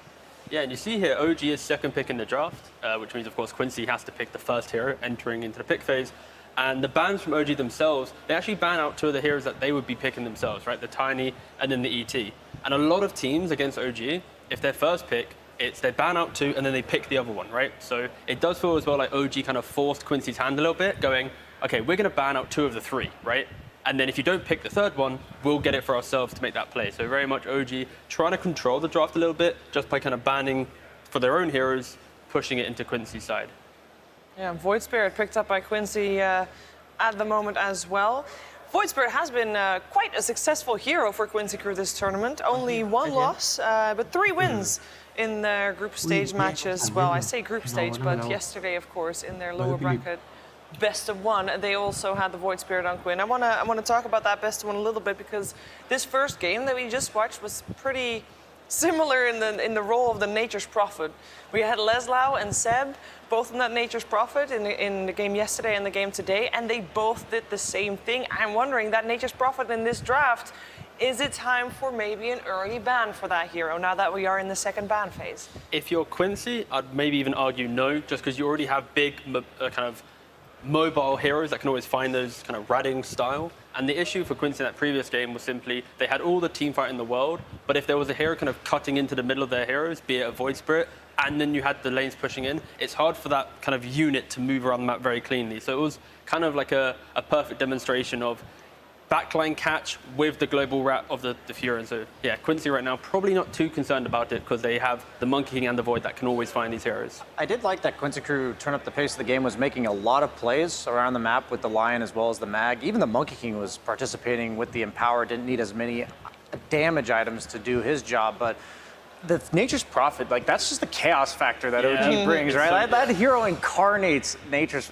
chaos. Like I watched Jenkins play, and he's just laughing maniacally as he meteor hammers towers and forces 4 people to come kill him. And the only difference between him and these guys is they're doing the same thing without feeding relentlessly. And not buying meteor hammers. True. They do not do that part either. Thank goodness indeed. I would imagine though, I mean, having that chaos factor is nice and all, unless it's on the opposing team. So we'll see if anybody gets their hands on it, because even if you feel like you can deal with it, with the vision of the Monkey King also from Quincy Crew, it's still an X factor that you can't really prepare for, at least not in the way. Because in the first game, they were doing real well. And then Kyle tweets and all of a sudden they're losing. Yeah, again, it's the timely tweet, and of course the fact that OG, they hit a really nice timing at like 30 minutes, right? They pick up the E-Blade, they have the A on disc. It does kind of completely disrupt Quincy's game plan. And like right now, when you see these 2 heroes that they have, I'd like to see them kind of at a crossroads in the draft, right? Of course, 2 picks in. They either fully lean into this skirmish and just go all-out fight, get some cheap stuns, allow yourself to never allow Snapfire to get some good spells off, and then you go to them. Or you use these 2 heroes to unlock your early game, and then you can have like a Spectre type. Oh, Spectre's actually banned by OG, but good call. Thank you. Yes, these glasses are very helpful. But some Spectre type hero, right, that secures your late game. You fight and you farm behind. I did like the Spectre yesterday for Quincy Crew. I do believe that their overall game plan has been fantastic, but their just little execution plays have been a bit off this tournament. That's what's been holding them back. And the thing about Spectre is she kind of just makes everything easier. You know, you have the +1 when you get the Ags for kills. You have the like a reliable ultimate that takes over and causes the chaos for the opponent team during the fight. And so I think it kind of patches up their holes, because anything that's not necessarily fixed for the team now, it's not going to be better by this game, right? Yeah, and then you see as well, for example, with this Earthshaker, we've seen it become offlane during TI. The idea that you get tanky pretty quick, of course, you still rush the Blink Dagger, but you get that BKB, you get the Ags, and you're jumping into the backline. And traditionally, when you look at this hero, before TI, you'd argue, okay, he's going to wait for that reinitiation, you're going to always play in the fog, but now it's becoming more of a frontline hero when you get to around 20 minutes, 25 minutes, just getting into the middle of the fight. And you see Quincy Crew, they actually ban out the Tinker. And I don't think if you're Quincy right now, you would want to play potentially the game that eliminates you from TI at an Earthshaker running at you. Mortimer's Kiss is coming from the fog, and then a Tinker playing behind all that aggression, throwing out lasers and rockets. So very much Quincy just simplifying their game plan, try and see through the chaos that OG will bring in this game, and ensure that they have a very direct route of attack, right? So this Void Spirit, for example, his game right now is jump kill, snap fire, or prevent Earthshaker initiation, right? If there's a Tinker or one of these type of mid laners as well, it gets harder for Quincy. They need to have multiple jumps and yeah, just need to keep it simple. Yeah, the early stages of the game in Game 1 were fairly Quincy favored. I heard Insania say that he hopes that Quincy Crew sticks to the same idea of Dota that they've played in Game 1. OG, yes, they won the game, but the earlier stages didn't look that smooth. So they're going to be the team to look for some changes as well. And they're going to apparently do it with the Dawnbreaker. They've not played it at TI so far. I believe maybe Notel's played it a couple times in his pubs. Also Topson easily. I was going to say it's a easily could be Topson. So right now this is the 5 or the mid lane. Yeah, it's. I want to say the win rate for this hero, I know the win rate of this hero before today started was 25%. Not great, but OG looking to go up against the odds here for that one. Medusa coming out for Quincy Crew, so they got a late game insurance policy in the books. Yeah, it's a nice answer to the Dawn in the idea that Dawnbreaker is one of the best heroes where when you're jumping other heroes, you'll then use your ultimate to come back in, provide that additional heal. If you get the Aghanims, you'll have some evasion, more heal, etc. Like, it feels really good. But the Medusa, you just stand your ground, right? You can walk in, you're not going to really care too much about this. And OG, they have the damage, but realistically, they're not killing a Medusa with this magic damage, right? Like, they still need that kind of physical core to really punish Medusa if she's out of position. Yeah, I treat Dawnbreaker as like the opposite of Spectre in regards to the way she uses her ultimate. Spectre usually wants her team to be initiating and her to be the follow-up, while Dawnbreaker wants the opponent to be initiating on her team in order to counter-initiate with her global presence. And the Medusa, I think, is a good response because it's just a carry that says you have to go on us. We're not necessarily concerned about going on you, and you're not like a commitment hero that when the Dawnbreaker pops ulti, that's necessarily a problem. You're pretty long range. You'll probably be on the edge of the ring anyways. And Wyvern, you've been talking about the high win rate of this hero throughout the course of the tournament. It's been really good. You know, prolong the game long enough, but now, okay. Bane pick up, Dawn most likely mid, right? Yeah. Bane's going to be your 5, Snap's your 4, Shaker is going to be your offlane. But then again, you know, it is OG. There could still be some quirkiness here. Maybe a Sumail carrying Dawnbreaker. Bane mid. Yeah, Bane mid. Rushes the media hammer, first media hammer. Oh, okay, we're getting a bit carried away. That's not yeah. But if it does, we're very smart. We did talk about the chaos factor, and one thing that for Nature's Prophet is the chaos factor is that he can be everywhere all the time. The same thing goes for Dawnbreaker, a little bit longer cooldown, but still a very global potential coming out from OG with just that one hero. Yeah, I feel like Quincy are looking at OG's style of play, and they're picking these heroes that allow them to hold their own. You know, like Quinn on his Void Spirit, he's going to be able to find these heroes by themselves. If he sees a Snap or a Bane, he's going to kill them throughout the entire game. But the idea that Medusa will play in the Tri-Camp area, the bottom side of the map, or top side because you're Radiant, farm the Ancients, and Wyvern can protect as well. Like, they're not really playing into cooldowns. They will always be able to counterplay, right? I just remembered. What did you remember? We saw the rapid fire questions that Dakota did with OG earlier, and one of the questions was, what's the last hero you played? And Seb said, oh, I played a pub. I played Snapfire. True. It's possible. Is there a potential? We know we've seen Snapfire in the mid lane in the past. This tournament, it's been pretty much only position 4. But what is the potential of flexing that Snapfire in this draft? The thing is, she's really tanky because she's a strength hero and has pretty high strength game, but all of her abilities, other than once she gets the shard for her scatterblast, she doesn't want you right on top of her, and she's against Void Spirit, Monkey King, 2 heroes that can reliably be right in your face, so I'm guessing it's going to be a support since she'll have to be positioned very far back. The thing about Snapfire that's so odd, it's like this weird dichotomy, is 2 of your abilities rely on you being like point blank range, and then Lil Shredder gives you extra range, and your Mortimer's Kisses are like half the screen range, so she's very weird like that. Timbersaur's not banned, right? Correct. For Quincy. Like, this is the type of hero that when you see, 3 strength heroes and a Bane, you can kind of annoy early along in the game so that Medusa will find the Skadi, the Manta, enough items to be able to deal with OG. So I wouldn't be surprised. Maybe they go that route, but sure, bring out Bane. Yeah, no, exactly, right? The idea. The reason why Furin is kind of getting better again at TI is because of these 5 positions, the Disruptors, the Banes, even Wyvern. Like, they're not that great pulling him out of lane. Okay, they go for the Mars. They go team fight route. Yeah, 100%. Get some team fight and instant pick. No hesitation care. for the TA. That's going to be a Sumail TA, I would imagine. Now, we will have the Thompson Dawnbreaker, by the way, so that will be an exciting one. Before this series started, at the first draft of the first game, I asked which players were going to be set up for success, and it's only fitting that both of these players get the last pick for their team, Sumail and Laszlo. Which player has been set up for more success, though, for this the game too? Sumail TA. I'd argue Sumail. You know, after that first game on the Luna, where he's not really, you know, being shouted about in the cast, it's like, oh, Thompson, Sumail, you know, not there. So now he's on a TA. He's going to get a bit more screen time, maybe, and yeah, everyone's going to be pushing him into the fight for sure. Well, I'm looking forward to seeing this game too. I am definitely hoping for a third game, but of course, OG will try to put a stop to that and make this one a clean one. Let's find out what their coach has to say, Misha, at the end of this draft. It's Lex. Thank you so much. We are pleasured to see a drafting ban here for OG. My goodness, everyone wants to know how you guys think. So I'll ask you some very broad questions so you don't have to reveal anything. Is that all right? Yep, it's cool. Fantastic. Dawnbreaker, not the most successful hero in this tournament, yet you guys decided to pick that one up. Can you share why? Topius is crazy on it. I see. We're going to be in for a treat then, huh? Yep. All right, well, that's all we're going to get then. Let's see this game and see if she really is as crazy as we claim. The game is beginning. Thompson is crazy on it. Mid Dawnbreaker, but I think the panel and we both think that that battle of the brothers is what we're going to be aiming towards, right? The fast farming carries, Medusa against Templar Assassin, able to pay at such pace.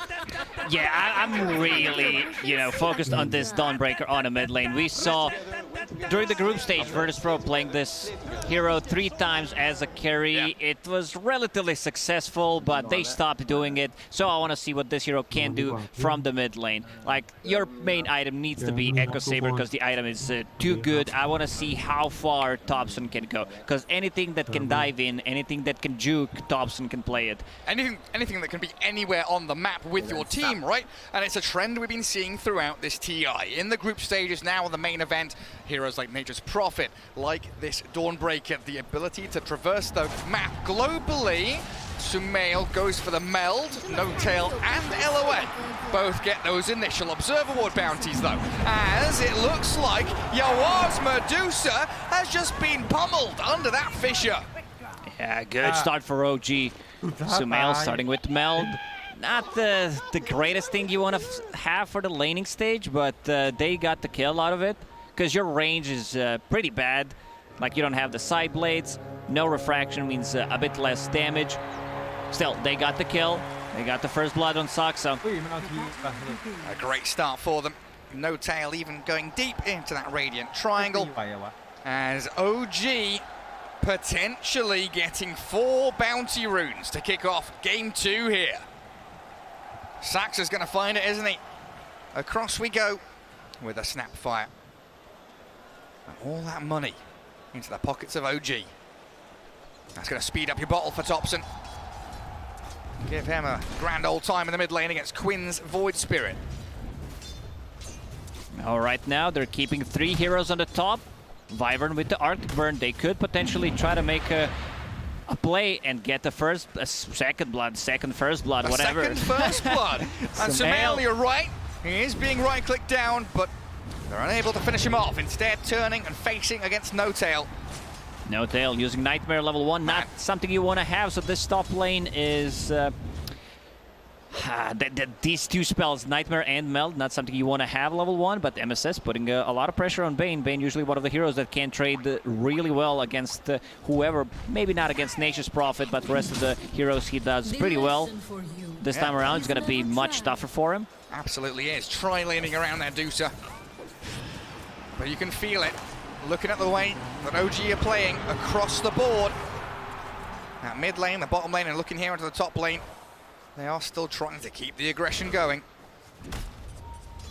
The big camp is blocked, so there's not going to be any pulls on the top lane. Nicely done by OG. And Seb with Saxa, knowing that Laszlo is left alone down here, playing in behind the tower, 8-1 Earthshaker and a 2-0 Mars. Not feeling too happy, but does have that large camp blocked, like you mentioned, on both sides of the map. So Saxa will come in and reopen the neutrals. There's still no center wards on both supports of Quincy. They're bringing so that one on the means, courier. yeah, they're coming, but this means that it's not going to be available for the next minute. And next time around it happens, No-Tail can body block. We see Saxa setting things up. Yeah, No-Tail and Saxa with a Nightmare Cookie, minus armor galore. MSS is down. The little shredder and that meld attack make short work of the Monkey King. Now OG match the tri lane with one of their own.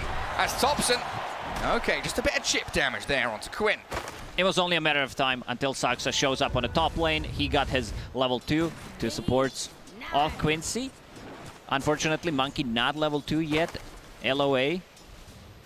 Keeping a tri lane with Wyvern and Medusa, stealing a lot of XP from Medusa, which means that she can't fall back to the jungle early on. Like, this might be a bit of a tricky tri lane that Quincy Kuru is trying to pull off. Yeah, I was going to ask what your thoughts were, because looking at the CS, Medusa, okay, you know, 12 and 6, they are shutting down the TA a significant amount, but it doesn't feel like it's enough with this kind of aggressive tri lane. And then I noticed Thompson is 27 and 1. He's having a bonkers time in that mid lane, and Quinn being forced to try and dodge the Starbreaker. Oh, yeah. That's why they picked it, Gary. Oh, yeah. Dawnbreaker completely shutting down this Void Spirit. Destroying him in this early laning stage. 15-1 for Quinn. And now you're looking at the top lane. Arctic Burn on cooldown. Yawar with not too much mana to work with. 2 supports up in their face, forcing them to sit at their tier 1. So it looks like MSS has given up on the top lane. Swings down to bottom to try and relieve some of the pressure off of that Mars at the very least. Yawar can farm. He can get close. No-Tail could set things up with another Nightmare. Yawar, he's pinged out. No-Tail's not going for it, and a good dissimilate allows Quinn to disengage from OG. How's that bottom lane going now? Because we've seen this Mars have a really bad early game because he was alone completely, but he's caught up, hasn't he? Yeah, both of these heroes are going to farm this time around. Something that Seb has really been good at is playing versus one-on-one, and also his itemization. I think this is his strongest part, like understanding what needs to be done in a certain situation, getting a boost of speed, getting a belt of strength, going for that earlier power treads. Also has a Ring of Health queued up, something that has been like really popular. Seb might not have expected MSS to still be lurking around down here, and he definitely wasn't expecting Yawar to arrive, but Seb with the stuns holds them back for a sec. Oh, he's dipping into the trees, but he can't juke away. Laslau and MSS clear through the Earthshaker, and that allows them to swap their lanes again. They were getting nothing done on the top lane, so no surprise Medusa decided to go to the bottom. Now Mars level 5.5. They're going to need to play around Mars, who's very high level, doesn't have much mana to work with, needs to bring the courier. And that mid lane, tons of stuns. Sumail moves forward onto Laslau. No-Tail front lining for his TA, making sure that the Arctic Burn is primarily doing damage to him and not onto Sumail. Monkey King. Oh. 2 jumps. He got the cookie stun. Monkey can jump higher. He can. Got a trampoline. Laslau, Nightmare traded back onto the TA there. A little bit of misplay from OG. So the Mars will be just all right. Especially with the backup of that Winter Wyvern. Solar Guardian is available on Dawnbreaker, so you gotta be very careful rune spawning. Quinn gonna be picking up that double damage. That's a big one. If anyone decides to step up a bit and move closer to the towers, Seb. Well, step up on Seb. There it is, the Solar Guardian coming in. Aim onto MSS with a good cookie. And a great turnaround from OG. You called for it. Thompson's movement. That global potential from the Dawnbreaker just appearing out of the woodwork. It's very hard. It's like playing against Nature's Prophet when he was popular hero. On a mid lane, you know that there's going to be a ton of damage coming out, or Zeus, any kind of a global presence. So you need to be careful a bit whenever it's up. Sumail speared back. Great move by Laslau. And MSX, he's arrived here. Monkey King. There's the arena. Helped out by the arena. Will secure the Templar Assassin here. Chip away little by little and find that carry kill they need. Sumail, before dying, hiding inside the melt, inside the shadows, outside of the tower range, so they need to use at least that. Spend some gold on the supports, but valuable kill for Quincy. Tons of stacks being built up, though, on both sides. Dire, Radiant Triangle full up. Dire top jungle, plenty there for them. Medusa. But Yawar. Good block. Nothing left to give here for Saxa and Seb. But Yawar, with no regen, having a pretty rough time. And 40 seconds on that cooldown of Solar Guardian, so Thompson couldn't join in either. Thompson's completely popping off on Dawnbreaker. 72 CS compared to Quinn's 53. A massive net worth difference between him and the Void Spirit too. 800. As Quinn with a DD rune. Oh, he's found Sumail on MSS. He's been setting up these kills wonderfully. Might even go in here for no-tail. Laslau, he's arrived, got Rebuke and the spear. The Bane did get a nightmare down on the Monkey King, but with the body blocks arriving, yeah. Oh, he's got 3 stick charges, but he can't withstand this. Quincy crew, yet again, bring the numbers to the fight. With Sumail already gone, Sumail will need to recover. They need to start making some stacks bottom lane. Saxa and Seb getting another one. Finding LOA. And that's down to, like we saw earlier, Yawar's Medusa was brought low, had to go back to jungle, had to regen up. And now, being scouted by Saxa, but under a Radiant Observer Ward. Yawar not too bothered about that, but Quinn might look for a cheeky solo kill. Saxa's pinging it out. Seb's behind him. But they don't know that Quinn's invis, do they? They've got no clue that Void Spirit is lurking right above their heads. Good jump in. And he might even go for Seb. LOA's come in from the right-hand side. The pincer movement from Quincy crew. Collapsing onto OG. Yeah, Quinn controlling the runes 2 times in a row. First picking up the double damage. Then again, Invis scouting things out for any potential gank, keeping Yawar alive and also allowing him to get a kill. So that's very nice. Sumail needs to recover. He needs to be in the jungle. Top lane's almost unplayable. Mars. They're on the Mars. He's bringing the numbers. Thompson arrives. Laslau doesn't stand a chance. But what can they do off the back of this? Because with a Prophet, you were mentioning they can, you know, convert it into a tower, make a bit of a push happen. Thompson's just going to sit here and farm. A bit limited on tower damage early on. Luminosity maxed out. Same goes for Celestial Hammer, getting very close to Echo Saber. Very close indeed. On 200 gold away, and they will do a little bit of damage here to the tier 1, but very unlikely to lead to its downfall. 10 minutes. Rune's about to spawn. And No-Tail will gladly take the regen rune while dissimulating away. Quinn turns back to play with Saxa. MSS, Boundless Strike, and the Primal Spring back in onto No-Tail. They'll pick off both OG support, and Thompson's been left stranded in the river. Trap, he's pinging the trap. He's in a lot of trouble. Oh, the turn! Oh, he tries, but he's 1v5. He needed some kind of assistance. Unfortunately for them, Seb did not have TP ready, but very aggressive, very nice move from Quincy crew, getting some advantage early on. Now 4 heroes on a mid lane. And they push that tier 1 pretty quickly. Saxa with the kisses, lobbing lava onto LOA's Wyvern, melting and thawing. Saxa single-handedly, I'm gonna say defending the tower because the tower has fallen, but in the end, getting a kill and getting some juicy XP also allows him to get level 6, level 7 from that. Bane needs a bit more experience for Fiend's Grip. And space for TA, right? She cleared Triangle, cleared stacks. She's second in net worth, just a touch behind that Dawnbreaker. As Quinn and MSS pairing up once more. This duo is all across the map. And Seb, he does Echo Slam back. Oh, that mischief attempt. He tried to go for it, but Seb's there with a slam. Dissimulate. The Solar Guardian. He's Quinn is being baited in. They get him. Seb comes out with a double kill thanks to Thompson. perfectly baited there by Seb. He understands how tanky he is. They almost bring him down. Enchant Totem, level 3, ton of damage. And Leslie misses the spear. Saxa, he's isolated. Should be easy pickings here for Quincy Crew. But after losing that bottom lane fight, they need so much more. No Tail will be a sacrificial offering from OG, because Thompson clears through that bottom tier 1 in the meanwhile. Simultaneously happening multiple fights. It's a long word for you, Lacoste. It really is. It is. Yeah, I was focused really hard, and now you interrupted me, Gary, and now I feel bad. Thompson, I see what he has queued up after the Echo Saber. We're going to see that again. Seb, Monkey King tried to dodge, managed to do so, but the damage from Enchant Totem, he cannot later. And Quinn, Seb also high-fiving. Man, not respecting the Solar Guardian. Back up to top.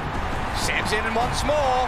The Fisher connecting on 2 of them, as it looks like they will pick off their Shaker at long last. OG, what do you want to do? Celestial Hammer in on the Deucer.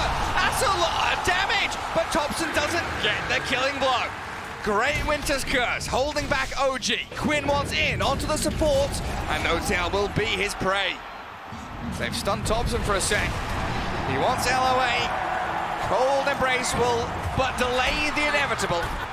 Sumail with the side blades, getting the kill. Now they can start thinking about pressuring this tower. It's half HP. These combos have been so good from OG. The cookies into the Fishers and Chance, and a Starbreaker out of Thompson. They pressure the tower, but Quincy Crew are all respawning reasonably soon. But it doesn't look like they want to be up in this top part of the map. Yawar has been very active on his Medusa, involved in 10 out of 13 kills. Is that a good thing? Pretty... Huh? Is that a good thing? I think so. I mean, it could have been in a triangle, but triangle has been invaded by OG members, so he needs to find another spot. Right now, focusing a bit more on the farm. Oh. OG, ooh. Ooh. He's up there, but Seb, who's he found? It's Leslau. Again, the Cold Embrace will just slow things down for OG by a couple of seconds. They get the kill regardless. He didn't even use the Echo Slam. Fiend's Grip was committed. Medusa, Yawar had a very good read what's going to happen, so he bailed. Top lane. Finally. Dropping. Sumail gets the last hit. Seb, oh man, he was close there to getting 2 of them. Oh, he's blocked Quinn in, forcing the additional Astral Step. Quincy Crew, it really does feel like they're on the back foot now. OG are laying it on thick, putting on the pressure everywhere they go. But it has been a good couple of minutes for Yawar. Bottom lane, farming away. All that bottom jungle cleared. Oh, but Quincy is scouted here. Dire Vision sees LOA, launching the lava Curse back onto the Wyvern again. But a good curse, you're right, Lacoste. While Seb, he's in a 1v3. He fishes them back. And an LOA for Seb trade, but oh, where did he go? He just disappeared, Gary. No, it was gone. They're in the arena now, and Sumail with a DD rune is clearing them up. Quinn, he's on a TA, jumps over Thompson. They've got a good Wukong's command going as well.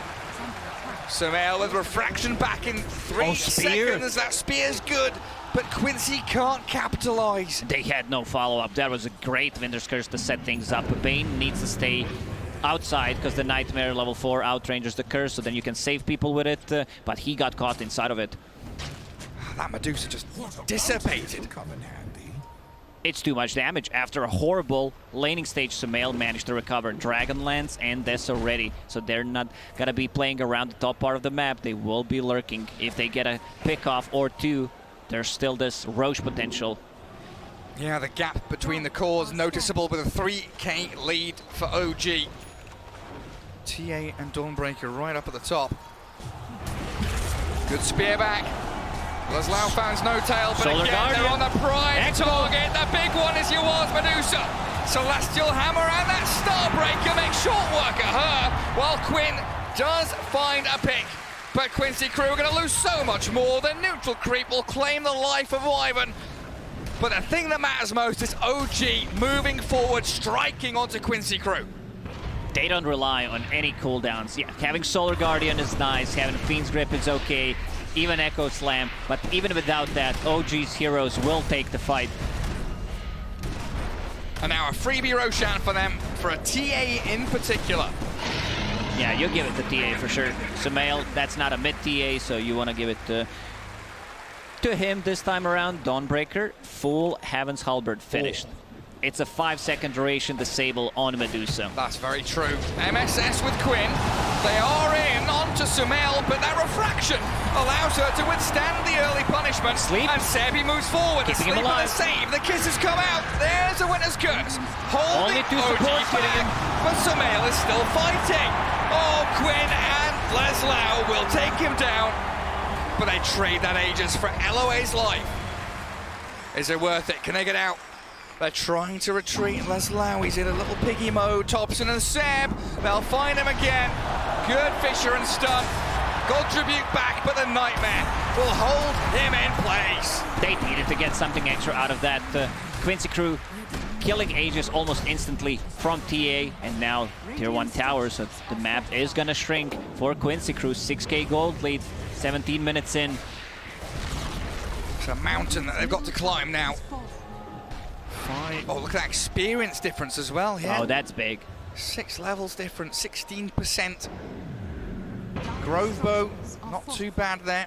Neutral items dropping out. Starting to become a worry though for Quincy crew in terms of how they start fights. What is their form of initiation?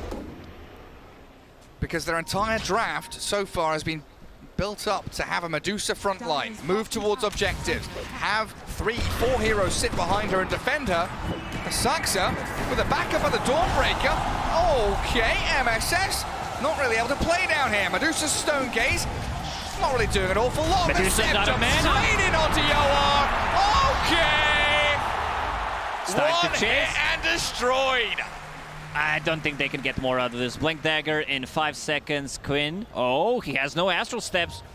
Seb thinking about it. Seb wants it so badly. Cool. If Quinn showed on that wave, he might have been dead. He might be dead still. The Fisher There's into the grip. grip. They're going to find Quinn's Void Spirit. The Arena Spear slows out No Tail. Quinn can step on top of the bait. Face off against Seb, but Sumail's arrival will really look like disaster for Quincy crew. The cold embrace and that bulwark from Leslau. It is tanking through the damage of Sumail.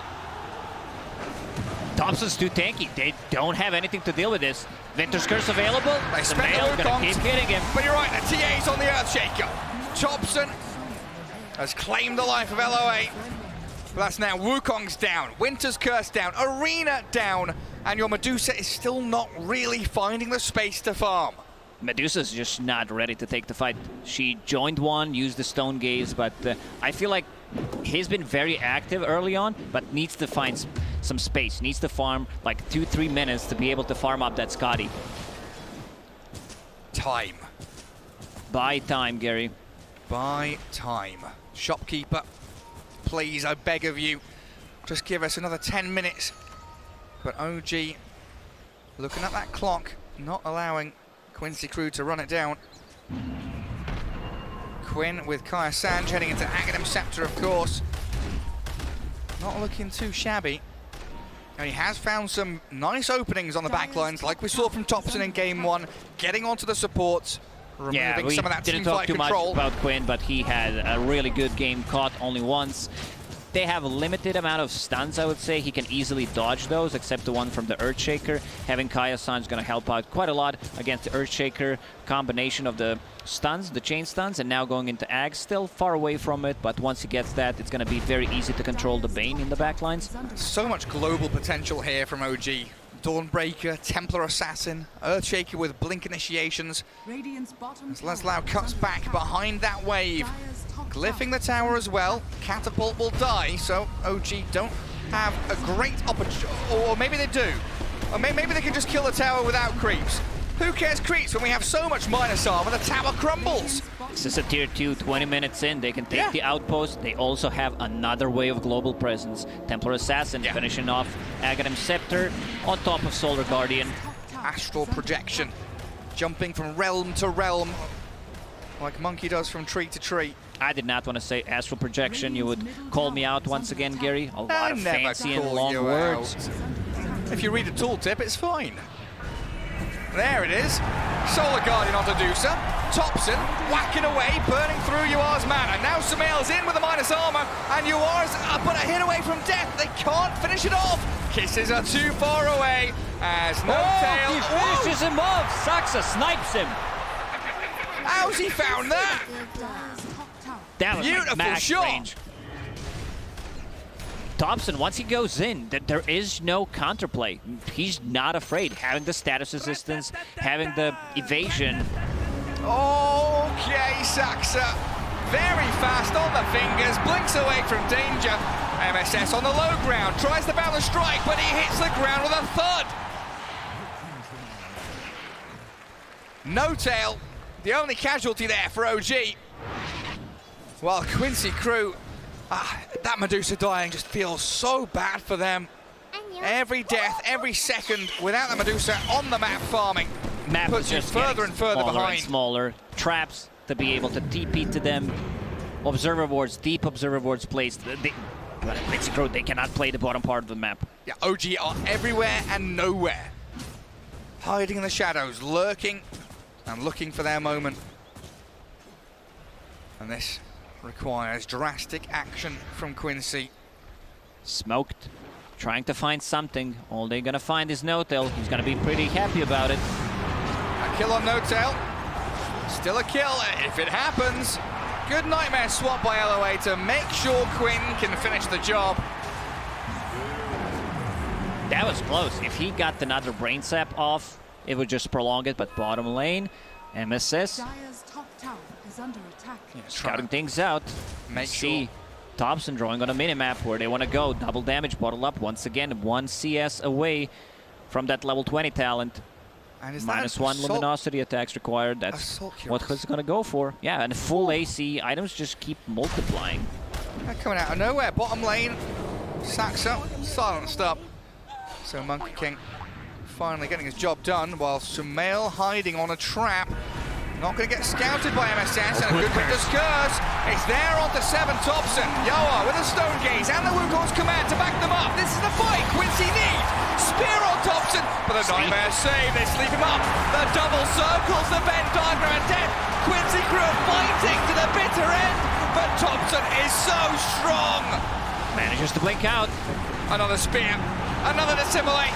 No Tail nearly dead, but Thompson and Sumail continue fighting. He's still not done. Medusa's pretty much out of mana right now, and MSS is nearly found by Sumail. A God tribute back. Thompson, he wants a kill. Give it to me. Oh man, this double damage, it was a perfectly set curse to try to reset a bit, but the damage output from Sumail and Thompson is a bit too much. 6,000 damage coming out of Thompson. This AC reducing the armor while Sumail from the background. He denied it. Melt and Deso.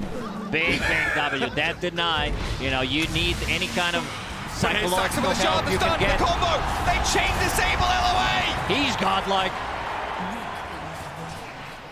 -1 set of barracks. They're still tier 2 tower on a mid lane. And you don't even have Seb here with you. He's up top. Yeah, they felt so confident. Seb was showing on the top lane. He knows that they cannot chase. Medusa, around. She just does not have a damage item. But Quinn getting the jump. And he gets fissured back. Seb, does he have backup coming? No, it's Laszlo that's going to try and help out Quinn, who nearly dies solo to Earthshaker. But even with a Dawnbreaker coming, Quinn, dodging the hammer. Off to the left-hand side and in the trees, but they know exactly where he is. Good Astral Slap from Quinn. It just came off cooldown. If that Soul Guardian, he Astral found it. Step countered by Astral Projection. Kisses coming. Saxa from downtown, providing vision for his team. Max range once again, Mortimer's Kisses. And Sumail putting this net worth to use. 17,000 up. Looking for tier 2s again, cruising through this top lane, and OG moving towards a game 2 victory. Getting the sleep on a mid lane, pinging it out. The cavalry's arrived. The Fiend's grip required from No Tail. Yawar will try his hardest, but can't save Laszlo. They get Saxa though. No tail, Scardy's slow. Good kills from Quincy. Even though it's just the supports, Yawar gets 1 kill. He needs cheap damage. He needs something, anything at this point, because right now it's not enough. Getting the Crystallis might do the trick. I see BKB queued up next. I feel like they need damage. BKB in this situation, yes, you're playing against Bane, you're playing against the Earthshaker, Dawnbreaker. I guess he also wants to be able to deal damage. Heaven's Halberd causing a lot of issues, but I don't think that's the item that he can afford to go for. Second Roshan, that means Aegis and Shard. Let's see who decides to pick it up, whether it's going to be Sumail or Thompson. Looks like Sumail. They're going to give it to Sumail. The silence on the traps. Yeah, because even when you use Psionic Projection, the traps activates, silences. Double So good against the Void TP Spirit. on the outpost. Against the Wyvern. No tail, no observer ward, so can't see Monkey, just a casual sentry. And Monkey saw the sentry placed. Now the observer's cleared up. Sumail making his way forward. OG not really fully together just yet.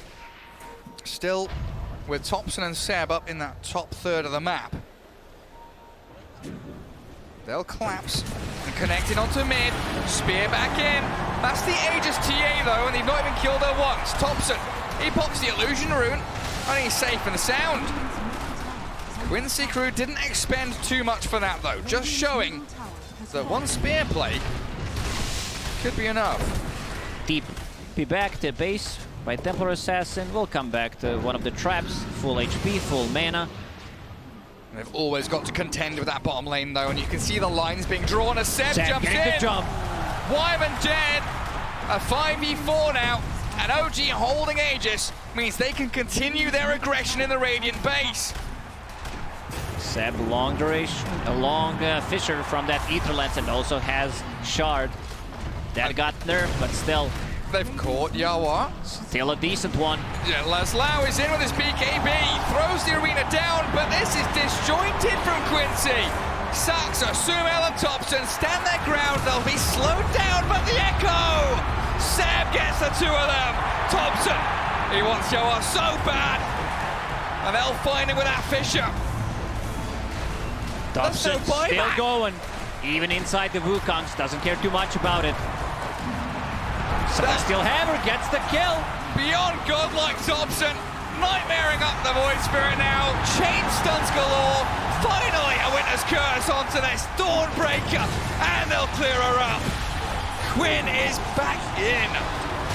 That's a deal with Aegis. They need to get more. They need Sumail's Aegis. They need to kill her twice.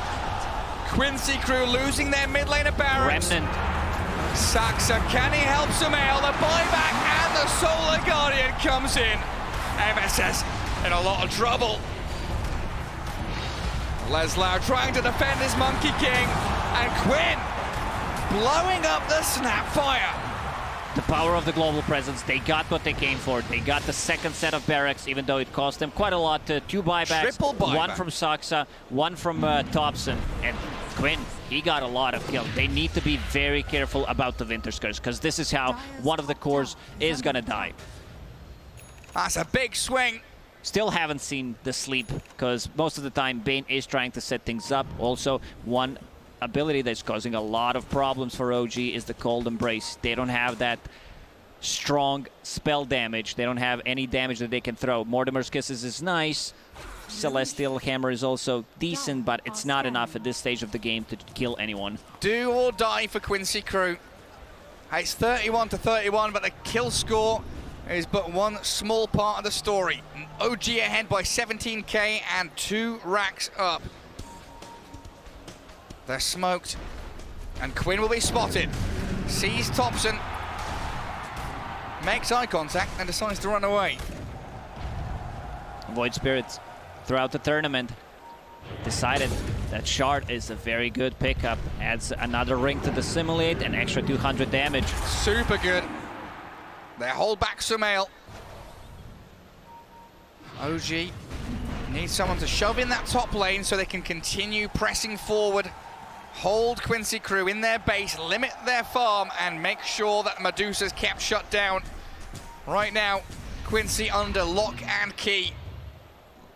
Dobson's gonna hit another big timing.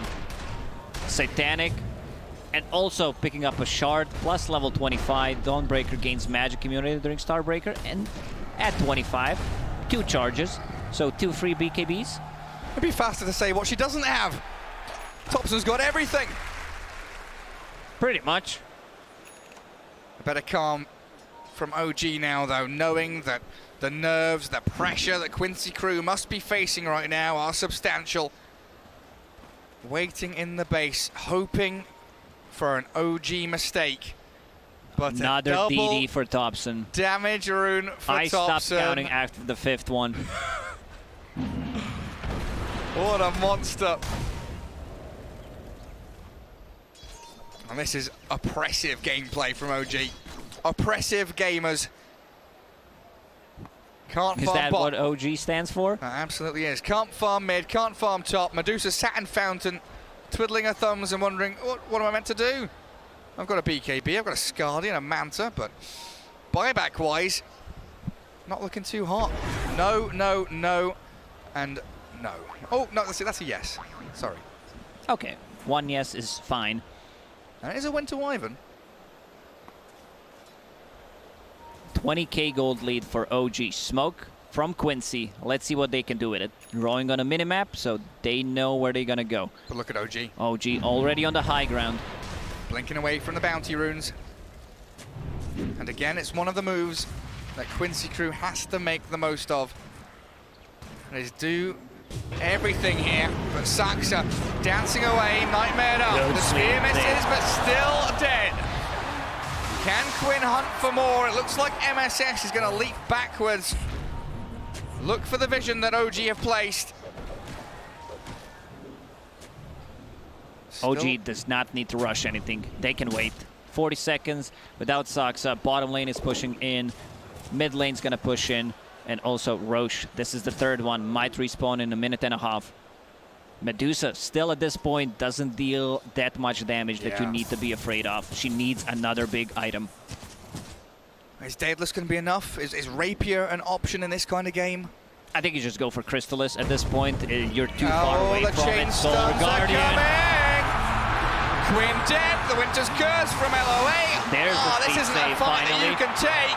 LOA and MSS, they'll catch the Winter Wyvern as OG pummel Quinn into the ground with that beautiful play from Seb. Good little bit of lane cutting though from MSS. Spring and strike. And the double damage rune did get expended by Thompson. He'll find a haste rune to refill his bottle now as TA picks up the 8 refraction instances talent. That's a big one. They don't have the overtime damage, so this is going to be very easy for Sumail to jump out with the Hurricane Pike. There is also a Nightmare save, Aftershock. And the Aftershock. Thompson Saxa weren't quite close enough to cookie up the high ground though.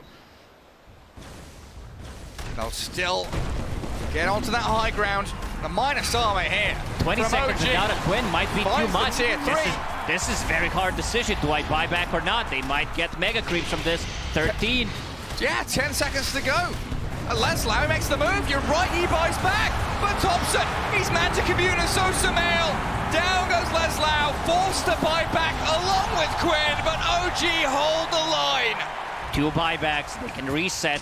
Thompson just needs to get himself back to full HP. With 1 Starbreaker charge, that's going to be it. They have Trap inside the Roche, which will respawn in 2.5 minutes. That's a long one. They see everything. It's going to be a Smoke Fisher time. from downtown. Fisher, level 20 talent, plus Octarine core on top of the Shard. He can just stand further behind and play from the fog. And they've got so much follow through. Whoever gets caught by that is dead to rights. Melee barracks dropping lower and lower. But Quinn is there to clear through the wave and the catapults. And OG in no rush. 36 minutes in, they are very, very calm. Just knowing that Quincy Crew are the ones on the back foot. Quincy Crew, they don't know when the Roche spawns. We know. We see everything. They need some kind of momentum swing here. They need a fight around Roshan Pit. They need to get out of their base. Creeps but are going to kill the melee barracks. Take down your, yeah, that's huge. And LOA, sneaky observer ward. They still have observer and the sentry plus a trap inside Quincy's base. The jump in. They look for Seb, but the Dawnbreaker's arriving and a nightmare save again. No tail keeps him alive. The Winter's Curse connects on the TA, so Dawnbreaker will hammer away. Yao are in trouble though. Enchant Totem and Blink Echo. Not enough to finish one off. As Seb, he deals with that monkey on the back while Thompson, he's battering into Yawar. Sumail gets the kill. That might be it, Gary. I don't think Quincy Crew has any fuel left. No buyback on Quinn. Yawar using the buyback. Same goes for Seb. But no buyback. It's time to go in. It's time to finish this game. Get the mega creeps. The 2 cores are down. What can the remaining 3 do? Mega creeps are coming. 3 versus 5. Such a difficult spot for Quincy Crew to be in. Templar Assassin doesn't even get tickled by the Medusa and Monkey King. And Quincy Crew have got to know they're on their last legs now. Tier 4s are falling. Your buildings, the foundations are being rocked and shaken by Seb. They do have the buyback. No curse. But now your throne is open. And OG are knocking on your doors. The dream, oh, GG, look at good that. luck, little bro. Beautiful from Yoa. And the dream of the three-peat, it's still alive. It's still alive as for OG. Great performance. They managed to make a comeback in game number 1. In game number 2, Thompson on the Dawnbreaker once again, showing what he's made of. Like, what a performance by him. Unstoppable. Like that coach was saying, Topias is crazy on that Dawnbreaker, and he showed it right here. What was his score at the end? 11, 2, and 19. Spot on stuff from OG. Yeah, I mean, coming into this tournament, we had speculation whether this hero is going to be a support, an offlaner, a core. Virtus.pro showed position 1 Dawnbreaker, and yeah, this time around, Thompson on the mid lane came. Man, he came online so quickly. This might be something to think about whenever one of the melee spirits is picked, because this looked like a complete domination from the Dawnbreaker. It's also a Thompson effect. It really is. I mean, he's just all over the map, everywhere he wanted to be. But with that, OG 2-0 victory, moving on in the lower bracket. We'll hand it back to the panel for now, though. Like they said, the three-peat dream is still alive for OG as they move on in the lower bracket. Unfortunately, Quincy Crew has been eliminated, and they will finish in 9th to 12th place, taking home a cool $800,000. For a team that doesn't have a main sponsor, that is still a huge deal, gentlemen. What do you think? What are your thoughts? I think right now you're probably just thinking about the loss. You don't. Probably not thinking so much about the money. Of course, it's going to mean a lot, I think, in the coming weeks. Like, once it settles in, then you realize, you know, that's still a big chunk of money that we made here. But right now, I think it's pretty sad for Quincy Crew. Oh, go ahead. Well, I just want to mention, like, the ending there as well, like the good luck for their little bro. Like, it really got a tug on your heartstrings. You mentioned that, like, you know, they're not thinking about it a ton at the beginning of the match and throughout the match, but at the end there's no way that you can't think about it. And we've talked so much about, like, family earlier and them talking with it, and, you know, it's heartbreaking, but at the same time, you can see that there's that love there, and he really does wish him the best going forward. Yeah, for sure. And one of the things that Cap told us is that they consider each other's best friends, you know, so that brotherly love is still there. And even though one team has to go home, one brother has to go home, the love still lives, right? And OG is still in the tournament. They're going to move on and continue to battle through the lower bracket. And that's still very nerve-wracking for them, right? This must be like a great momentum builder for them as well, because Quincy Crew, you know, they had a lot of NA fans cheering for them, but at the same time, you know, OG is OG, and they're proving very clearly how much they deserve to be here. But tell me just a little bit about Before we get into our interview, tell me a little bit about how the momentum of that game swung in the direction of OG. It started off with Quincy Crew again, and then swung the way of OG gods. I think it was a bit of a continuation from game one, where even though Quincy had some good moments this game, it still felt like they were never really in it, particularly because of how poorly that mid lane went for Quinn. It felt like they were always in recovery mode. I love that they played their hearts out. They were always trying to make these aggressive moves around the map. It's like they went down fighting, but it was just an uphill battle. Well, we will see what they think as we go to an interview with LOA and Avo. LOA, thank you for your time. Of course.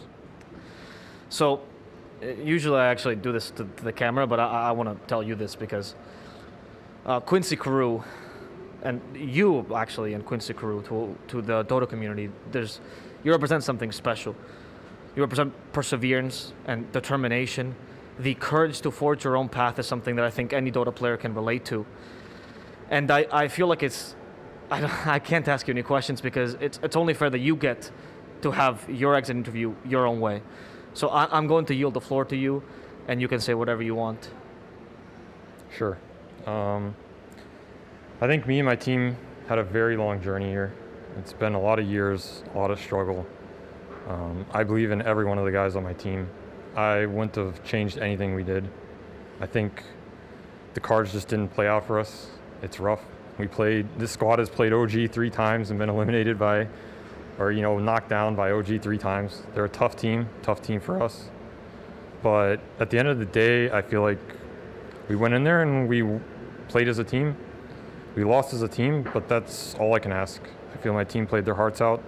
I did what I feel is all I could to put us in the best position, and I don't have any regrets. Dota is a difficult game.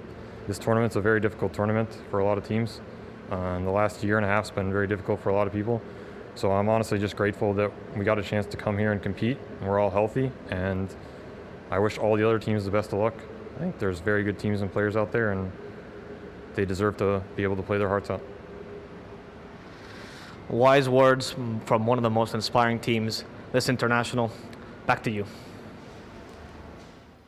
Thank you very much, Avo and LOA. What a great message, right? Like, even though they lost, they still stuck together as a team, and they really did play their hearts out, and that's really all they can ask for. Yeah, to me, the story of Quincy Crew isn't the story of, a team that finished 9th to 12th place at TI. It's over the last year and a half, everything they've achieved. They got first place in the DPC Season 2, second place in the first. They had a top 6 in a major. The first major, not the best result, but they went there with a stand-in under, unusual circumstances. This team just stuck together, played through really challenging times, and it really is a sad ending for them here. But as you kind of mentioned, sometimes the cards don't fall your way. Facing one of the teams that's kind of been their biggest kryptonite at TI is tough for them. And unfortunately, they're going home today. I think that also it showed a lot of maturity, and that's sort of what you expect nowadays from LOA and what this guy represents.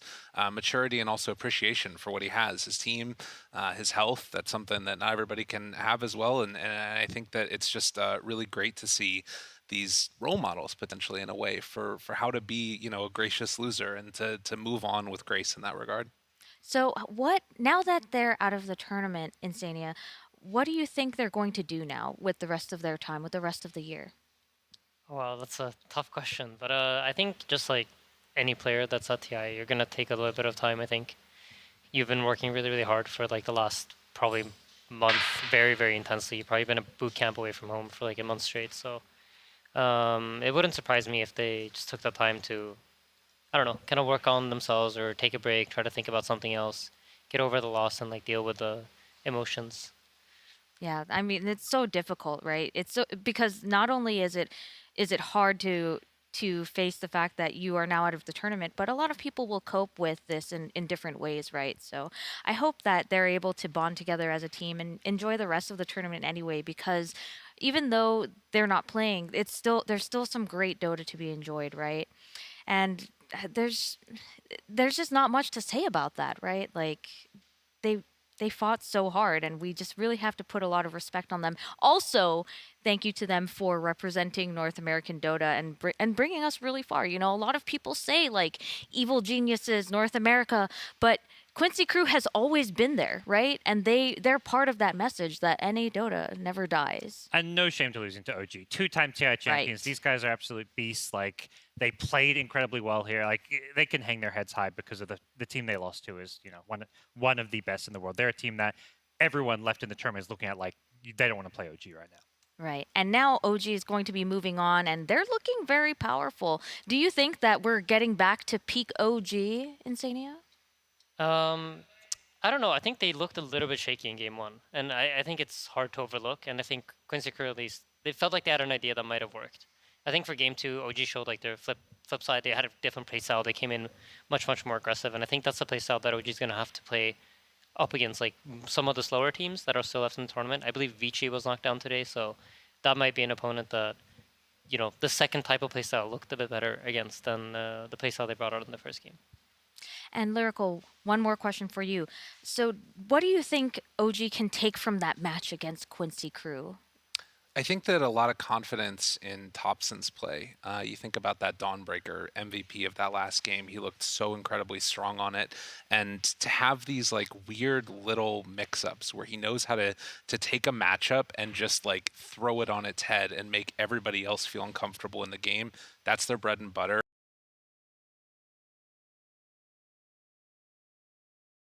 Let's get their thoughts on how they did with an interview with Jake and No Tail. Thank you so much, Sumi. No Tail, this is not your first time in the winner's chair for your winner's interview, but this has been a long time since we've done it from the lower bracket. Back was up against the wall. How did it feel? It's always when OG is strongest, is when there's nothing to lose or back against the wall. So it's a different feeling, definitely. Now we're playing for knockout games all the time. People get knocked out. Like, ideally, it's going to be our opponents from here on out, you know. But it's definitely a different feeling to be. Yeah, I haven't felt it in a long time, or like it feels like forever since I've been in lower bracket. Is it kind of refreshing to you? You know? Yeah, it brings back memories. You know, lower bracket runs can be the best. You always turn it into your advantage. Absolutely. So, speaking of advantages, most people, you know, you come into TI before, you're the underdogs. People are kind of not expecting you. This time, I don't think that trick has worked anymore. It seems like everybody's been gunning for you. Have you felt that pressure a little bit more this year?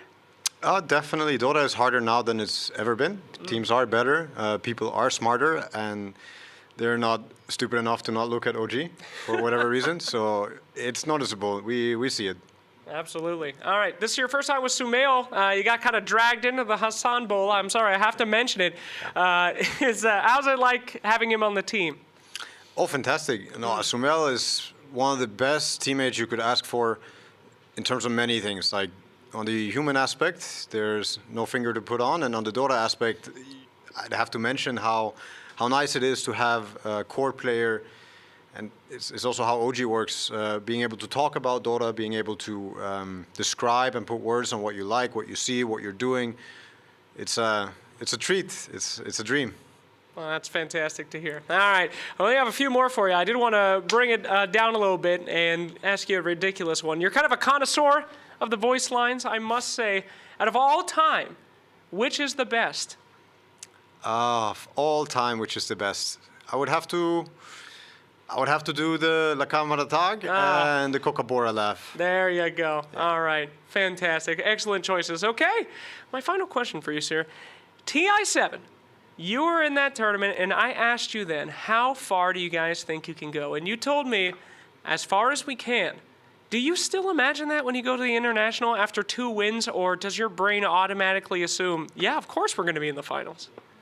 There are many thoughts that creep up on me, and some I just have to pay attention to and shrug off, and then some I have to really stop and ask myself, like, why is that in my head? Definitely this year, it's a very unique and special year in what we talked about, how people are watching us, and we're kind of the underdog, but not really. Like, everybody is keeping a close eye. The best mentality is having a sort of a humble one. You know, you're confident, but you also just take it one game at a time, do your best. If you fail, you fail. If you succeed, you succeed. Just play the best Dota, and the best Dota will always win. All right. Well, thank you, No-Tail, for a fantastic interview. It's always great to talk to you, and I'm sure we will be seeing you again as we continue to have the International and have OG part of it, like always. See you soon. We will absolutely be continuing to have OG at the International as they have 2-0'd Quincy Crew and will move on in the lower bracket. But lower bracket matches as well. Gentlemen, what matchups are you looking forward to? Insania, tell me. VP LGD. I think it's going to be really, really interesting. I think VP for me is a team that coming into the tournament, there was a lot of like question marks on how are they going to perform on LAN. But I always felt like if they get a couple of wins in a row, if they get some momentum building, they're a really, really scary team. And I think like now they have that. They got through the first upper bracket game. They got to play on the main stage, and now they got VP ahead of them. I mean LGD, sorry. All right, Lyrical, tell me, what are you most excited for? I'm going to sneak away the VG-EG one. I think that these are maybe two of the best teams that are in the lower bracket right now, with obviously OG being one of the other ones to consider. And when I think about those two teams, it could go either way. And it's nuts that it's already happening at like that first round of the lower bracket, pretty much battling it out for elimination squad. I just can't believe it's already this soon. Gods, what are you hyped for? I mean, both those series, but also, I mean, Secret, IG, the other two upper bracket teams, I think both have gone a bit under the radar. IG, you know, they're kind of playing second fiddle as far as the hype around them to LGD. And for Secret, you know, this is the first CI where it feels like, you know, they've really shown up and been delivering. They knocked out OG down to the lower bracket. So I think you have to really consider Secret one of the tournament favorites at this point. Yeah, absolutely. They've been doing extremely well. Definitely a contrast from the Secret of the DPC, right? That's I feel like they have some more secrets up their sleeve, like Slacks mentioned earlier. Slacks has been saying that, and we've been repeating it basically the entire group stage, and we've been seeing it from them. But yeah, there's just a lot more Dota to be enjoyed, and a lot more of people's prediction brackets to get completely obliterated. Tell me about your brackets. How have they been? Little rough. I'm hoping my bracket pans out. I have a OG EG collision headed my way in my bracket, so I'm hoping that happens in the lower bracket. We will have to see as we continue with the International 10. Well, we have ended the laning phase of today's The International, but we still have late game with Pyrian Flax. Let's check in with him and see how he's doing. Oh, hey, Sumi and the guys, what's up? I'm here by myself again. They just keep chucking me out here. It's raining, it's cold. They just give me a beer. They think that'll keep me quiet. I need someone to do this with. Wait, who's that approaching from the left? It's Trent. Please come sit down before you change your mind. Pop that on. I'm going to be with Trent. Anytime, brother. Nice, perfect. Time. There you go. Looks like, can you do the late game with me tonight? Is that cool? Yeah, I can do that. Yeah, and maybe we can get Gabe on. I don't know. Maybe we'll see. We'll see. Anyway. That guy. Okay. All right. Yeah, all right. Bye. Oh, he's right there. See you in a sec. See ya. I'll be there soon. Interesting. So today's special guest host with Pyrian Flax will be Trent, and I guess they just teased that Lyrical himself will be joining, which means that he's gonna have to run on over. So for all of you who have been watching TI, just remember that we have more matches tomorrow, but I mean, don't worry, stick around for some late game and you get to hear more from Lyrical, and we will see you all tomorrow bright and early. Thank you very much and good night.